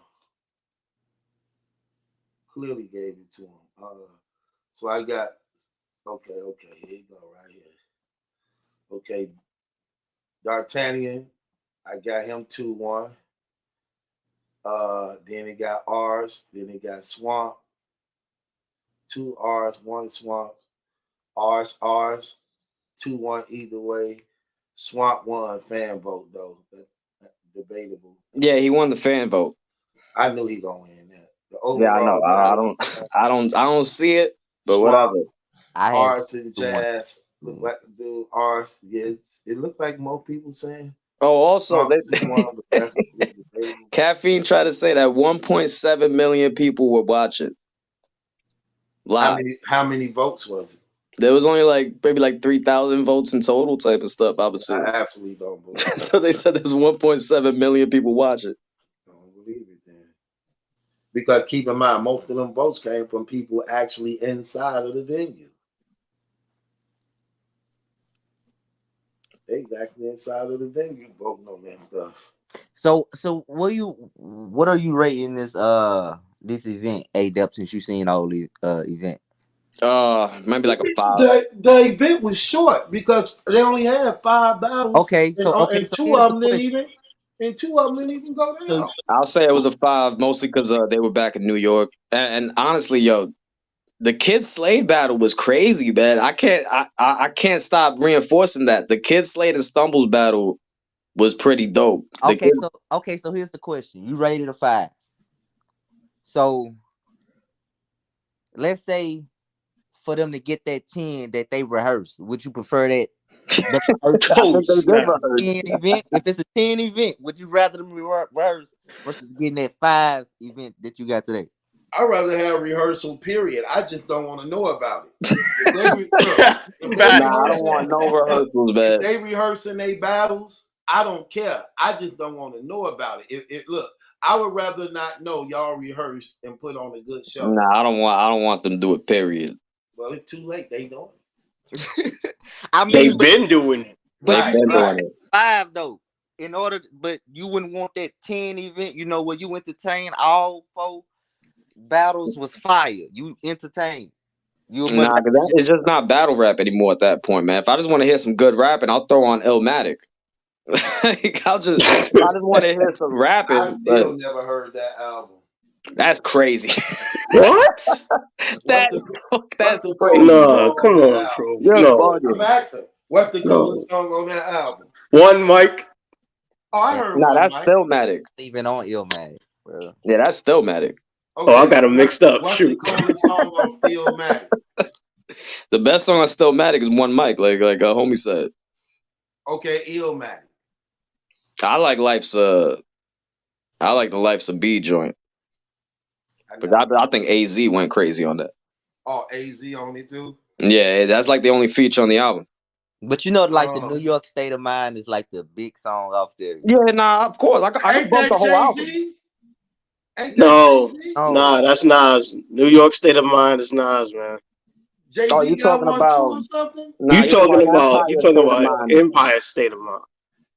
Yeah, I hate that song. With Okay, him Me and- too. I hate that song with a I can't passion. stand that song, man. That's the song where Jay-Z says, and Jesus can't save you. Life starts when the church ends. Oh. That's what Yeah. Jay-Z said on that joint. That's why I hate that song. I hate that song because of that, and also I think Alicia Keys' voice is mad annoying on that song, man. That chorus, I hate that shit. I hate it.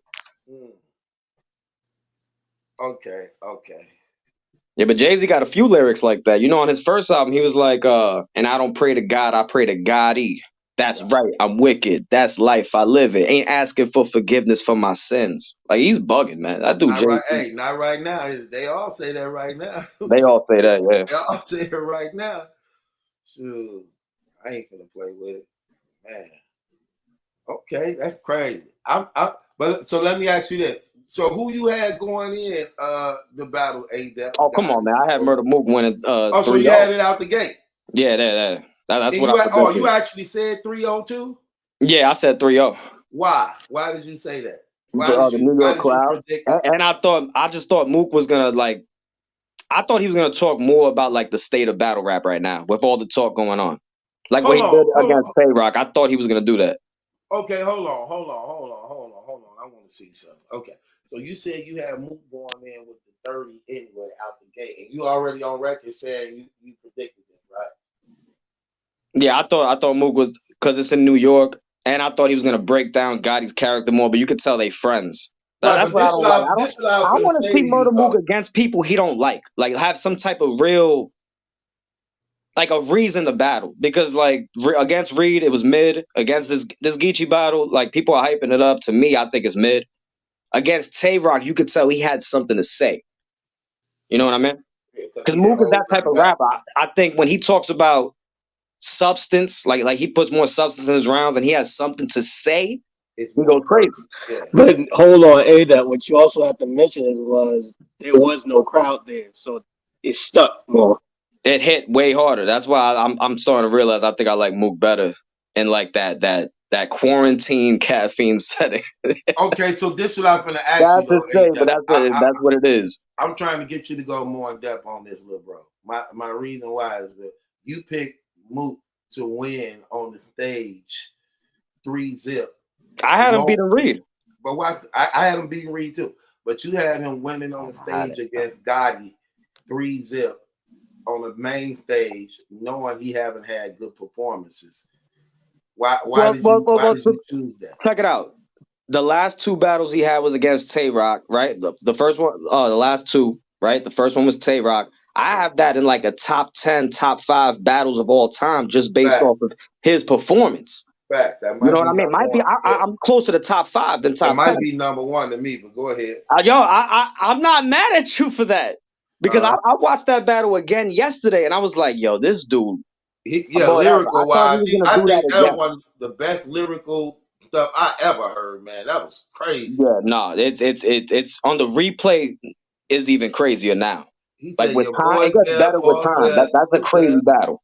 Hey, when he said your boy Bell, Paul Bear, Big Bear, Big Bear. That Pour out was Bear, crazy. Poor Bear. Let me say that one more time. Your boy Bear, Paul Bear, Big Bear, Poor Bear, pour out Bear for Poor Bear. I was like, man, get out of here. What? Bro, what hits crazy is in the first round when he's like, if you can't be a man, then I can't be a fan. All forms of respect, you lost that. That's how battle rap fans are supposed to be, like type of. So that whole scheme he was talking about, how battle rap fans letting dudes like Tay-Rock exist in the culture with all the stuff that's on him, like the fact that the fans just allow that. The fact when he talked about that in the first round, that hits, bro. It hits. And then you see Tay-Rock up there, he's wearing the devil worshiping dress. Right. With the colored contacts. It's like, really? We really got this dude. This is what we got now. He literally had on a female Assassin's Creed outfit. That was a female's dress. Yeah, that was crazy. That was crazy. The Vampire King was crazy. He said, "You go all sound." That was crazy. He said, "Son, he dead." Well, he said he Dracula, right? Maybe he'll get up he'll be back up by the night. Then that whole scheme was crazy. Yeah, he said, what he said? Garlic hollow tips. The garlic dip hollow tips. Man. Yeah, that was hard. But he said, this man can't even look himself in the or how you put the stake in a nigga who can't even look at himself in the mirror. Yeah, that was crazy. Damn. He said, what do you say? Your girl called and she said, I tell her she ain't been around smacking up. Oh, but true. I can't imagine somebody taking it off to just come up and take your chain, but with those same two hands, they just break your chain. Like, man. Then what I don't get, you go back to the mall and you got a better chain. You got a bigger chain. Hey. Man, yo. That performance is so legendary. It's elite. You know what I mean? It is. I need to see Mook in that type of setting more. That's the greatest performance all time to me. I ain't gonna even hold it. He said a line to her. He said something about shooting Rock up. He like she say she go with the Dracula, right? Something like, well, he said go to the funeral being sarcastic on the mic. Yeah, he Dracula, right? So he'd be back by the night. Then he said she ain't been around smacking up. Shooting with so many holes, tell her to count Dracula. That was crazy. Count Draculas. Yo, that was crazy, man. Bro, that was that's why I don't know who to put him up against, because to get a performance like that, I think he needs to be in front of somebody like a Tay-Rock, like somebody he could just clown on. Like, you know what I mean? Hey, the part he'd be like, they're gonna parallel you. That line right there, that rundown right there was crazy. Every round, bro. It was every round he got those. That was crazy. Every round. So would you want to see Mook and Daylight in one of the small rooms like that? Well, they both dot mob, so I don't know. That would have been crazy. Hey, true for death. Hey, y'all like that line with the I got a Roscoe and he got a Roscoe. Yeah, I like that. Yeah, I like that. I like that. Yeah, that line was fire. I got it. I like that line was fire. But then he brought it back 3 times, and I'm like, all right, man, like, bro, I'm gonna keep it real. I'm watching the battle. I'm gonna keep it real. While I'm watching the battle, when that man said the Geechi Gotti, he be fronting. You do frontals. Boy, I was rolling, bro. I really had tears in my eyes,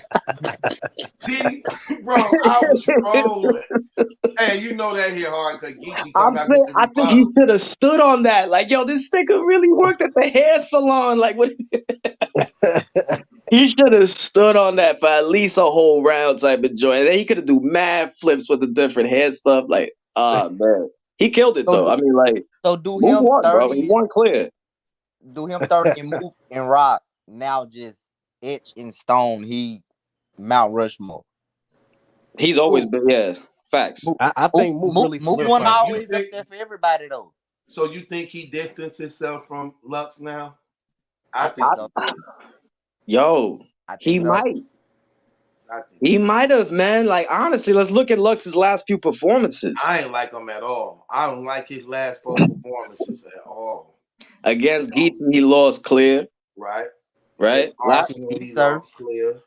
Against Arsenal, he lost clear. He beat Surf, but that was a terrible battle, though. Surf material was way better than Lux in that battle. I want to watch that battle again because I wonder if he alluded to Surf trying to get him to rehearse the battle with him. He Now said that came out. he said he said it on Angry Fan show that, you know, Surf asked him. So That's what I mean. So that's why I want to go back to that battle, because he might have alluded to that in one of his rounds, you know, like, and we probably just missed it. But I doubt it. Because I feel like somebody would have pulled it up already. Hey, y'all know how did y'all feel about the whole thing that Arsenal said in his, I think it was the third round when he was just spazzing on Mooks and all that stuff. yeah. How y'all feel about that? That's Arsenal. I don't think. See, people make a big deal out of what he's been doing his whole career. I want to see that battle. He's been doing his whole I want to see career. that's a fact. I'm glad you brought that up. Been disrespecting people, dead folks, his whole career. That's what he do. Yeah. So I don't look at it now since he want to battle with Mook. It's No, but I think the question really is, do you want to see that battle though? Yeah. No, but he was also asking about the disrespect he said about Mook mother. That he spoke about that. But the thing, like I said about look, let me tell you something. You must ain't see the battle with Arsenal. Did you ever see the battle with Arsenal? Was in California. The dude who booked him, he was going up against him, and who was that? And dude, whole family was there. Like he Arsenal killed his mama, his daddy. So one of them died. Arsenal knew all the information. He does that a lot. Man, look, bro, it was so. Let me tell you something. Bro, you know it's bad when the whole crowd is like, man, don't say that, man. He did that against Shotty Horror. Like, his dad died, and he was just like staying on that the whole battle. Like, remember about DNA? He said, "Since you my homie, I told you I wasn't gonna talk about your daddy. Now your daddy." That's what look, but bro, I promise you, in Cali, it got so bad in Cali, bro. The crowd was oh man, don't say that, man. Arsenal going there. Look, even I think it was either it was E40 and Too Short. E40 and Too Short was hosting it. It was in Oakland, California. E40 and Too Short was up. They had to come out tell the crowd like, no, listen, y'all, no. This is battle rap, man. That's what they do, man. This what they do, man. They were like, oh, hell no, man. They wanted to kill Arsenal in that. Look, bro, I promise you, go to that battle. He talking about how your mama. Was that true? I got to look that up tonight.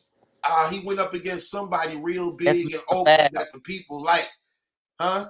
That's Mr. Fab. Was that a king? Yeah, Mr. Fab. You know what I'm talking about, don't you? No, that's Mr. Fab. Man, look, and Mr. Fab was up there like, let me put that in my favorites. I don't care, man. He paid me for this battle, man. So you know, he asked me, could I say this? But man, bro, it got so bad, man. I'm talking about Arch went through the history like your mama from your daddy used to beat your dead mama, and then he like that, and then she got AIDS, and then he put the AIDS in her, then he ended up he go through I gotta watch that battle. Bro, I'm telling you, the crowd was going crazy, bro. Like, cause they like Mr. Fab because it was in his hometown. And I guess he's supposed to be some big dude now too. You know what I'm saying? Man, they wanted to kill Arsenal and now Too Short. He fought them and come on stage like, nah, y'all this just battle rap, man. This level. They like, hell with battle rap. You don't say stuff like that, man.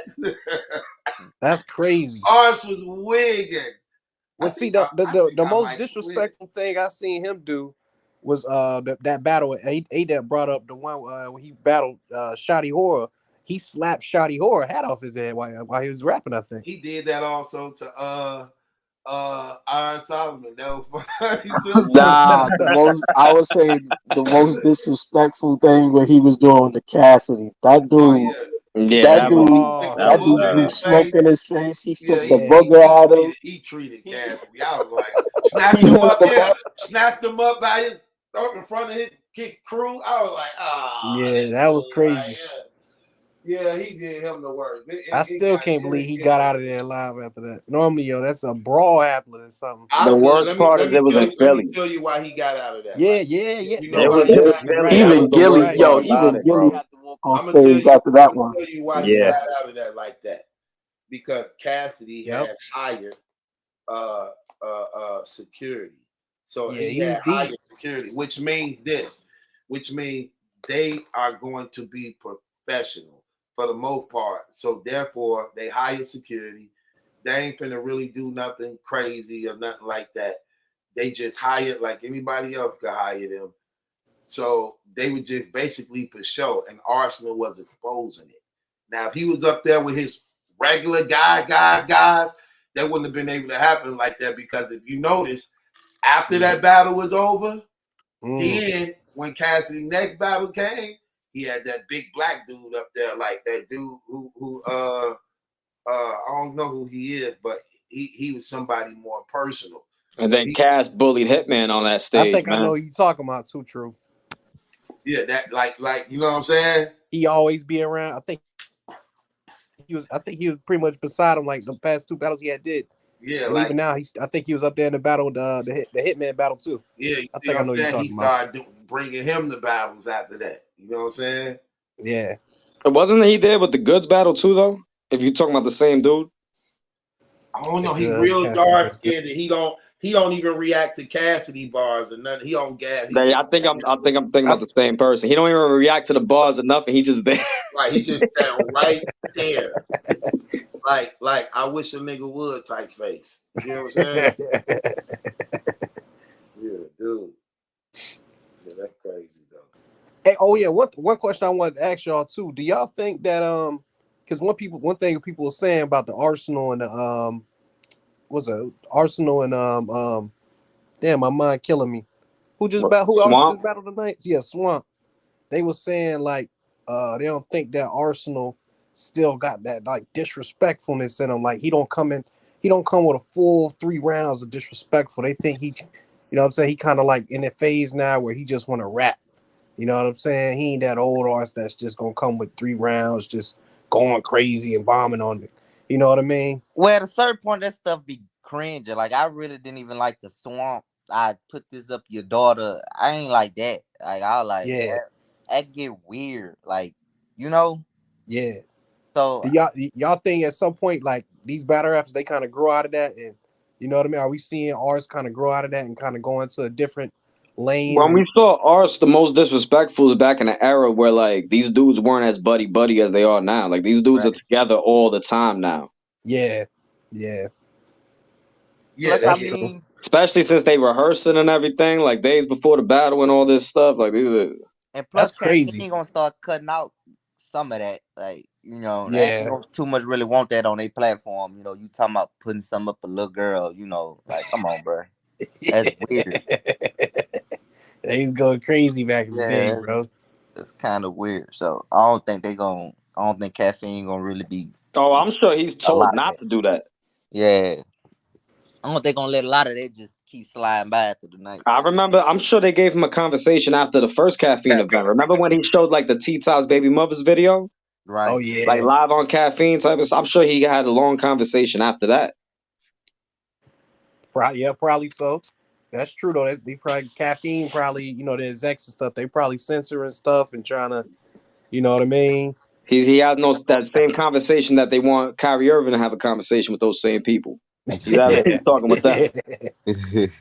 I still think ours don't care. I think ours will come up there and say whatever though. It's respect though. I got love for that though, because you know what I mean. Like this Caffeine era and stuff, man. It seemed like they almost scared to say certain stuff. Some of these battlers, like 10 years ago, like I said, I think they get up there and say anything. And Well, now, check it out. okay, you know what's crazy, bro? Because I was thinking up. about this. They were at Irving Plaza, and I didn't hear no Kyrie Irving bars. Do you think they were told maybe not to mention anything about that? Because like that's kind of crazy, bro. Like no Kyrie Irving bars. Yeah, Irving Plaza. That's true. Because DNA didn't battle, man. That's true. I think Geechi was the only one to have an anti-Semitic bar or something like that, or a Jew. Yeah. I remember that one. Yeah, I think you're right though. I like that bar actually. Yeah, that was in his third. I like that one actually. That might be that might be something that's contracted now too. Can't say nothing about politics or you know what I'm saying? Which to me is crazy. I feel like that's watering down. That's crazy because now you silencing black people from speaking about what's going on with their black culture and black community. Right. Like that's kind of crazy. Battle rap is commercial now, man. You know they is they rehearsing now, bro. So it's just like Yeah. The facts. it's Hey, commercial now. Like, and then the crazy part is they saying it. Like, I never even thought that it'll get to this point. Like, it was it's weird. we got to give a shout out to New York though, because yo, New York went with the shit tonight. Like Nah, they was telling Smack, hurry the fuck up, get people on the stage, get the battle started. Like yo, that's why I ain't gonna lie. That's why I like the battles. I wish all the battles can come back to being in New York, bro, because that's where the real culture's at. You know what I'm saying? Like I feel like They tonight was a milked good it night. too long. That's why they had to leave. They had to leave and monopolize because they had been milking it so long. Like when all them Mm-hmm. battles were being done in New York every month, Yeah. it gets to a point where it's not nothing to be excited to Nah, go it's not see even that. anymore. It's a money thing. It costs way more money to book a venue in New York City than it would be like where they be going. Like they be going to Cleveland, they be going to Georgia. North Mm. Carolina. Yeah, Yeah. they go to places like that. Like in New York, it's really expensive to. Nah, it's not worth. It's probably not even worth it for them. Yeah.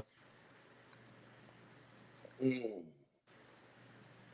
That might could be true too. Yeah, that's why they're gonna need a bigger place to keep But it. they should at least do it at least once a year because this is where that battle rap started. Like let's be real. That's why I said if I'm Mook, that's where you got to come to battle me at now. You got to get me in New York. Yeah, but then they gonna start talking crap. But he's already proven himself, so it is what it is. They can talk crack all Yeah, they they can could talk talk all they crap want. all That's they a fact. want. But if I'm at home, then my home know that I'm bringing them the show. If but I'm who not here, can? y'all not getting the Well, show. you know, So Lux guess ain't what? gonna want to battle again unless it's New York after what happened with Geechi. So Lux probably gonna want that Mm. same type of love So what? too. He trying to blame being out of town on Geechi. Yeah, he Is trying. that what you trying to say? I think Lux would have got more love in New York. Yeah, the Lux would have I think definitely got Lux more would have love in New got more York. love in New York. It wouldn't have changed. It wouldn't have changed his material because his material wasn't Well, good. the thing with Geechi won because he was really flexing that they were in the West Coast. Like, Yeah, remember, he's the one that made it safe there. That was like one of the biggest haymakers in that battle. I Type of mean stuff. Mm. it's the same like how Mook first round. It was more New York. You couldn't take them New York bars and put them in Houston and make them hit. Exactly. Mm. So I mean, of course, location, is going like that. That's their home court advantage. Sometimes, Geechi had it over there in LA when he faced Lux, and he was able to walk through him. I Mook just was don't like Lux like that, man. I think Lux lost a lot of his battles. Keep it a buck. He did, keeping it real. Keeping it real. That's why they always want him to go back to him and Midwest Mile. We want the gray hoodie love. They keep Yeah. begging for the gray hoodie love. What they don't know is he always had that hoodie on. He just don't know how good when he see his material ain't good, he don't never show the hoodie. I He didn't just even, be yo, it out was there. crazy. I didn't even think he was all that when he pulled out the hoodie in the Summer Impact. Right. That's what I'm telling you. He bring the hoodie It every was all time. that. Like, After that first round don't go so well, he like, keep that hoodie out. keep the Don't hood. put it on. They don't But look, but who can beat Mook in New York though? I don't think. Well, Mm. Easy is from Philly. Easy from Philly, so he may get some love in that New York. But he gonna get love in New York. They love that dude. Mm. but seeing Mook in that building and the love he got, it's gonna be tough to beat him in there. Man, listen, let me tell you something. It's gonna Easy be to tough. Block I was Captain. These dudes want to have sex with Easy to Block Captain. They love that dude.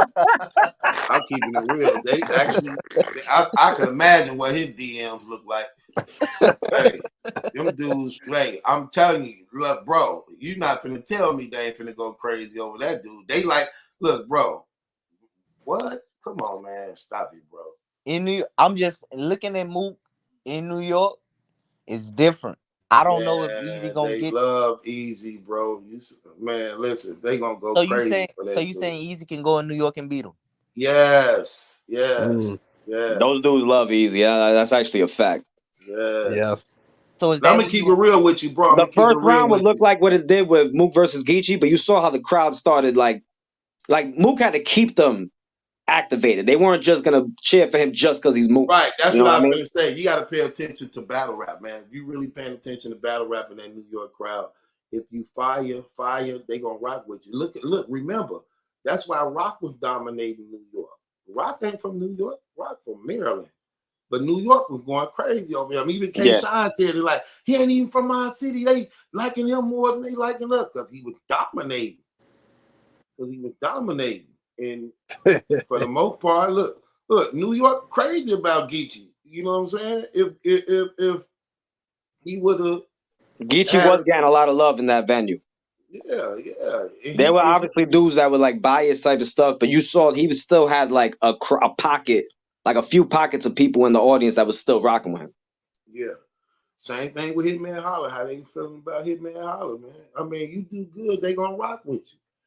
They gonna rock with you for the most part. I feel like this was a real tough battle for Geechi because it's like Geechi, he kind of came his material. He came with material for a person where it's like they don't want to see him die. You know what I mean? They don't want to see Mook die in their home state. You know what I mean? They don't care about Mook dying. If Mook didn't come with it, bro, they was gonna Yeah, Mook ain't show up with because I saw he was losing the crowd a little bit in the second round at some point. Yeah, but he the had to second come round back. they started booing him. Yeah, they booed him in the second round. They booed him over the nose line. Yeah, but I feel like it was still a huge part that was like, you know what? This is New York. You know what I'm saying? Like we can't like I feel like when you look at battle rap and you look at New York, the first two things that come to mind as far as the top dogs is either Mook, Loaded Lux, or who else we could put that third spot? Somebody, right? And I feel like it's I would say Shine. Okay. So it's like when Geechi came with that, you know, his material, it's like his material was good. I feel like if that battle would have happened in Texas somewhere, I feel like people would have been more open to it. But since it was in New York and there's somebody that they favor and there's somebody that's from the, you know what I'm saying, from the city, from the state, it's kind of like, dang, it's like, yo, we don't want to give them, you know what I mean? It's almost like we like it. We like what you're talking about. Because but this you got to go this back to the lockdown event with the Cavs versus Arsenal battle we were just talking about. That was in Philly, bro. That crowd was trying to do everything. That Philly crowd was horrible. Everything for Cassidy, but they just couldn't. At a certain point, they couldn't do it. Remember, they were booing Arsenal in the first round. That Philly crowd was booing everybody at the event. Yeah, they were booing everybody at that event. The only person that got love the whole battle was probably JC because he was the first battle of the night, like the JC versus Suge battle. Now, one thing I say, I feel like Philly is different from any crowd. I feel like no crowd could be compared to Philly. I didn't see some crazy. I hated that crowd. I'm talking about that crowd was funny as hell. You know what I'm saying? Like people weren't even really saying like whack bars, and all you heard was. I think Houston. That was the Tay Rock versus the best crowd though. That was the Tay Rock versus Geechi battle, right? That happened on that card. Tay Rock versus Geechi. Yeah, they started booing Tay Rock because he started talking about Cass. That's what I'm saying, bro. They had mad love for Cass that night, but they couldn't do it after a while, man. Yeah, he probably could boo Cass. Well, see, Cass bars is whack though. He sucked. How much he sucked now? He could do it now, get away with. Yo, Cass in that battle said he plays with the D like a linebacker. I remember it like it was yesterday. Arsenal looked at him like, what? Man, I don't care what nobody say. That tranny said he ordered 2 men like breakfast. He ordered 2 like on some gangster stuff. Like you say he ordered them like it was off a menu? Yeah, they ordered like give me 2 niggas and orange. Like he was at IHOP, huh? Yeah, and the tranny dared him to a lie detector test. He told him like, I challenge you to a lie detector test. He declined. Hey, you know, Cass said stuff like that, bro. You playing true? Yo, true. Somebody want to know who you have as champion of the year so far. A-Dub, no long one. You know A-Dub covered this stuff. Am I lying? A-Dub. Nah, what no, that's yo. The Transformer came out with receipts and everything. And he said he was milking him like while they sucking him off, he was milking them like. Yeah, you see, I didn't get that far in the video because that video is like 25 minutes long and it gets real uncomfortable after. Oh yeah, it definitely get uncomfortable. I didn't get to the whole video because I'm a Cassidy fan. He was milking them like. I was heartbroken. Yeah, and y'all boys, wow, man. I'm talking about literally milking the 2 trannies. Then the one tranny asked the man like, so did he let y'all penetrate him? And they was like, no, he didn't do that, but he jacked us off while we was And that's how you could tell they're not lying, because if he was lying, he would have went all the way with it. Like, yeah, Cash was like, nah. And he paid $2,000 for it. I think the Transformer crazy. also said that Cash said, "I want to see y'all again." That's crazy. 2 racks? Oh my god. Man, you 2 can't make racks? this up, bro. With Can't 2 make racks, this you up. could get some of the baddest females available type of joy. Wow, I don't understand. I live in the hood. It's cheap out here. That's $30, $40. If you smoke weed, it's just weed. You know, hey, it's just weed. That's how come I'm saying this new weed that's out here, man. This stuff crazy. Them girls that have sex with you for a blunt. Like, that's crazy. That's a fact. I'm keeping it 100. I'm talking about, I done seen girls literally cry over that stuff and wake up like it's breakfast. Like, dang, like I done got into it with females over there. Like, man, I ain't got no weed. You ain't got no weed. Yo, imagine Murda Mook They against putting the crack in it Cassidy. now. And if Man. Mook touches on that topic, like, oh yeah. Hey, let me say this, right?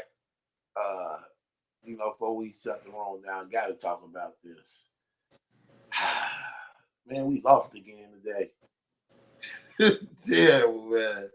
that's what you get, man. That's what LeBron gets. It was He a good threw game. Kyrie under the bus and everything.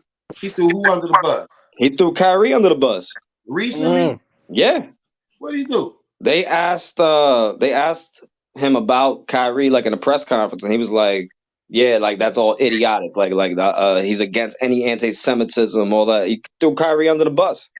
Only because I would say this.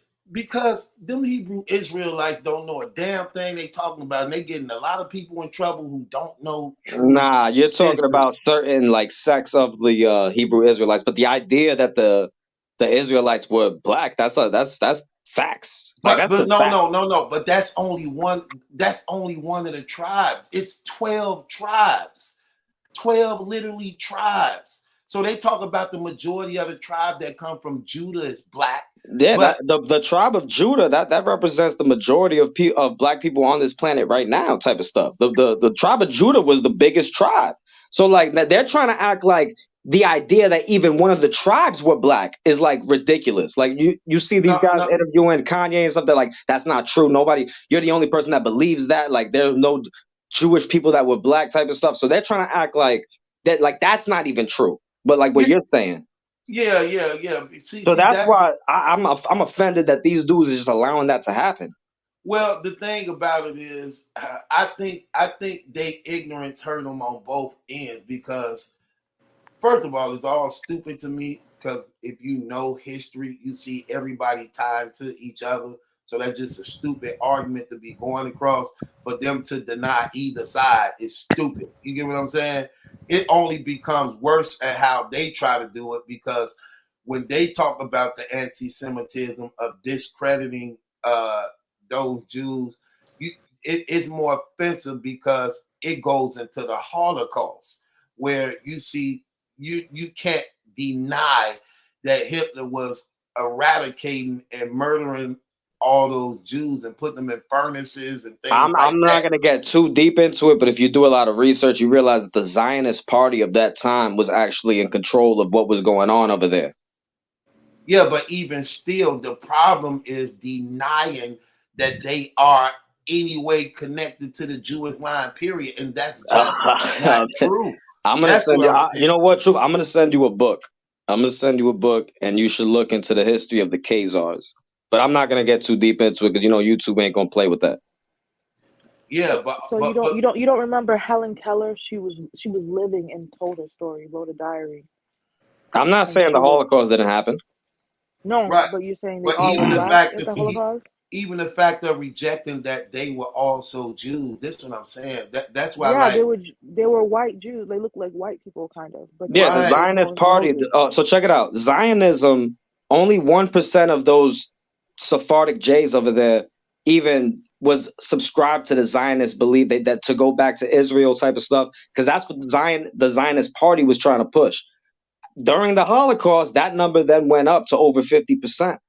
And that gave them more leverage to do what they want to do. I'm not going to get too deep into it because, again, YouTube will flag this stuff as type of hate speech. But it just is what it is. One of the only flags that was allowed to be flown during that time of the Holocaust was the Zionist Party flag. Everything else was banned. Why would they allow the Zionist Party flag to be flown if it was this thing? But I'm just going to leave y'all with this. Holocaust means a burnt sacrifice. This is something that they wanted to do, but whatever. Yeah, there's a whole history behind that. That's what. But I'm saying that's what makes them actually. You think the Holocaust is worse than 400 years of slavery? I don't. No. See, first of all, I don't view slavery like people view slavery. No, me neither. What I'm saying though is like just pointing to some type of tragedy in history doesn't make them more Semitic than anybody else. But what I'm saying is I don't like how people view slavery because they don't tell the real truth about slavery. Like there were white slaves, there were black slave owners. No, but they never talk about the worst. And the reason why they don't talk about the worst slave owners is because they're in bed with them and they get money from them and they in deals with them. And that's the Islamic army. Fact. They don't talk about that. Where it's estimated that they murdered over 100 million slaves, literally, and they don't never talk about Africa with black slave owners in Africa. They were murdering their own slaves as well, doing types of weird rituals as well. Yeah, but what I'm saying is America don't never. If you notice, they never hold Islam accountable, and that's because they are in bed with them financially and politically. So what happens is they never address the pedophilia going over there. They're not going to address it because the people running like those areas, they descend from the Dhamma, which is a group of people that stem from the Order of the Illuminati. Right. Those are the people that are running the Middle East. Right, and they like I say, if you specifically Saudi Arabia. Right, and if you and they like the #1 human traffickers in the world. Yeah, they allow it. Right, and America never talk. Did you hear about a story? There was a Marine that was stationed in Saudi Arabia, and he reported to like his higher up that they had like some little boy as a sex slave, like the local people of not the local people, but the local military that he was stationed with. Right. And after he put that out there, they told him to ignore it. Then he went to the media about it, and then he was like pretty much disbarred from the branch. Right. See, that's what they're not allowed to talk about it. That's why when you see every time our high magistrates and government officials and things like that, when they in position and politics, that's why they always sign them foreign relation bills. Because what happens in them foreign relation bills is they pass these bills over in them countries like, oh, we sending $3.6 billion over there to Saudi Arabia or Afghanistan or Syria. We sending aid and help over them, so we signing this such and such $1 billion bill so that when they out of office, part of that money going to some type of private banking. Then when they out of office, you'll see that they go over there visiting. They be like, okay, so remember when I was in office, I passed that $6 billion bill. Yeah, they do that through the Vatican Bank. Yeah, y'all was supposed to got this much. Where my percentage that will put away in this account, and it's always set up for them. That's why they always go from the United States to the United Nations. Like, get up out of here, man. Then they never talk about it. But you see, like they want to silence that real truth right there. And like I say, they whitewash slavery, and they don't tell the real truth behind the slave trade. That if the Islamic army that was actually even trading the slaves off to the European ship merchants. They don't talk about that. You get what I'm saying? That's the real true slave. They also don't talk about that in America they had white slaves. And black slave owners in America. Yeah, man. So when they like they're gonna be kind of bugged out if they ever do like some type of like reparations or whatever, like you're gonna realize a lot of people like in y'all family was probably slave owners as well. Yeah. Yeah, Straight up. see, that's what I'm saying, bro. So when they always ask me about slavery, I'd be like, they got people brainwashed. Slavery don't start in the 1600s. I'm sorry, That's it don't there was start in the slavery in the Bible. 1600s. There Like was my slavery, like look, the bro, Israelites my were slaves. gosh, why do they think slavery started in the 1600s? Like, is you kidding me? Y'all don't even see the greatest atrocity that's even happening, and you don't even see again that Atlantic slave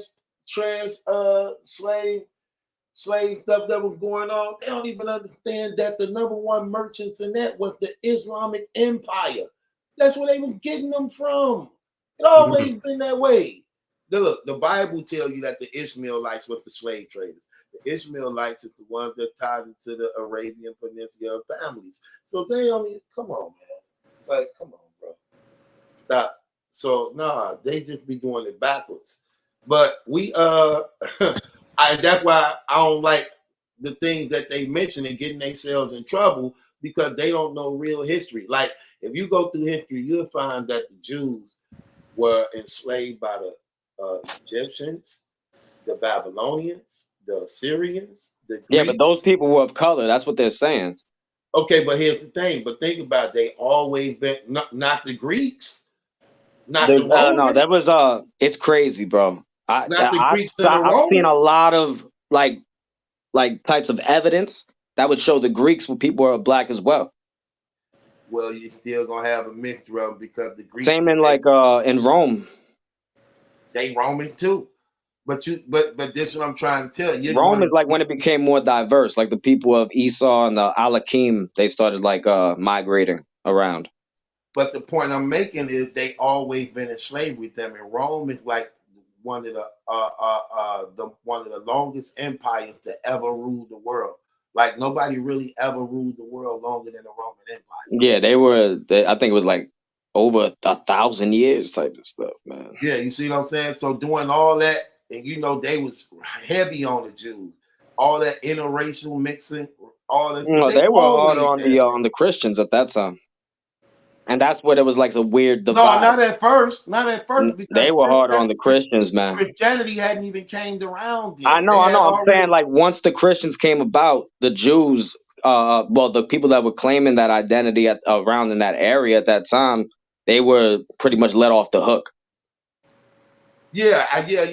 After that, but before that, they had already been established for like 300 years before that. Because remember, they took over Jerusalem and had them actually living on their own land, being taxed by the Roman Empire.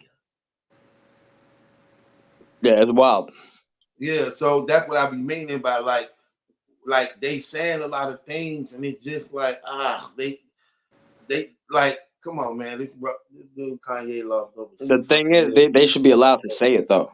That's my opinion. They should be allowed to say it. I mean that's what freedom of speech is. But the only problem is it's hard for you to say that if you up under their companies and business. But I know, but they're only pointing out the fact that, well, Kanye at least was pointing out the fact that the people who are running these companies, they all happen to be a certain type of people, and you're not allowed to talk about them.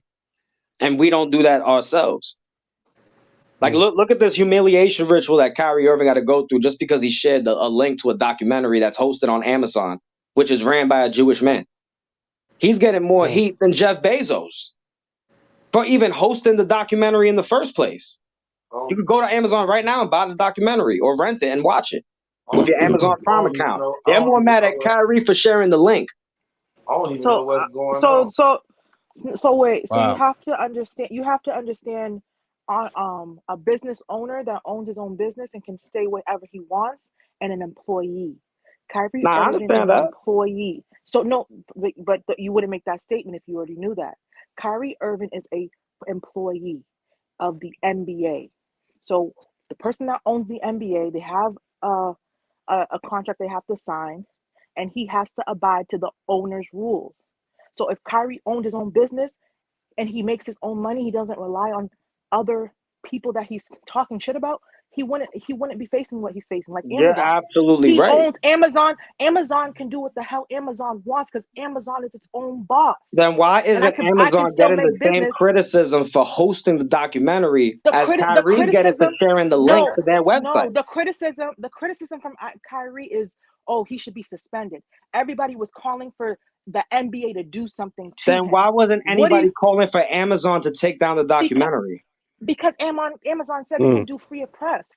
They're their own boss. You can't compare. Okay, no, but I'm not talking about the. Okay, I'm talking about the outcry from the media. The outcry. It's all directed at Kyrie. None of that is going towards Jeff Bezos. But the media control too, though. You're talking Okay, about and an like employee all of those that facts is represents the just what NBA. Kanye West was saying. So what was wrong about what Kanye West is saying? Y'all just affirming everything that he said, that these companies are ran by certain people. That's what happens. I can't. My Instagram is private. I work for the government. I don't want to post something because everything I post represents them, and I can get fired if I post something that they don't represent. I understand Even though I have that, the but check freedom. this out. Check this out. Basic. So that's basic understanding But of check this out. Check this out. employee and business dynamic. Then why when I look at the majority of the outcry, right, from specifically the from our community, right, the outcry is criticism towards Kanye versus, hey, Kanye, let's use your money, start your own business, and we will support you because we believe that you have the right to say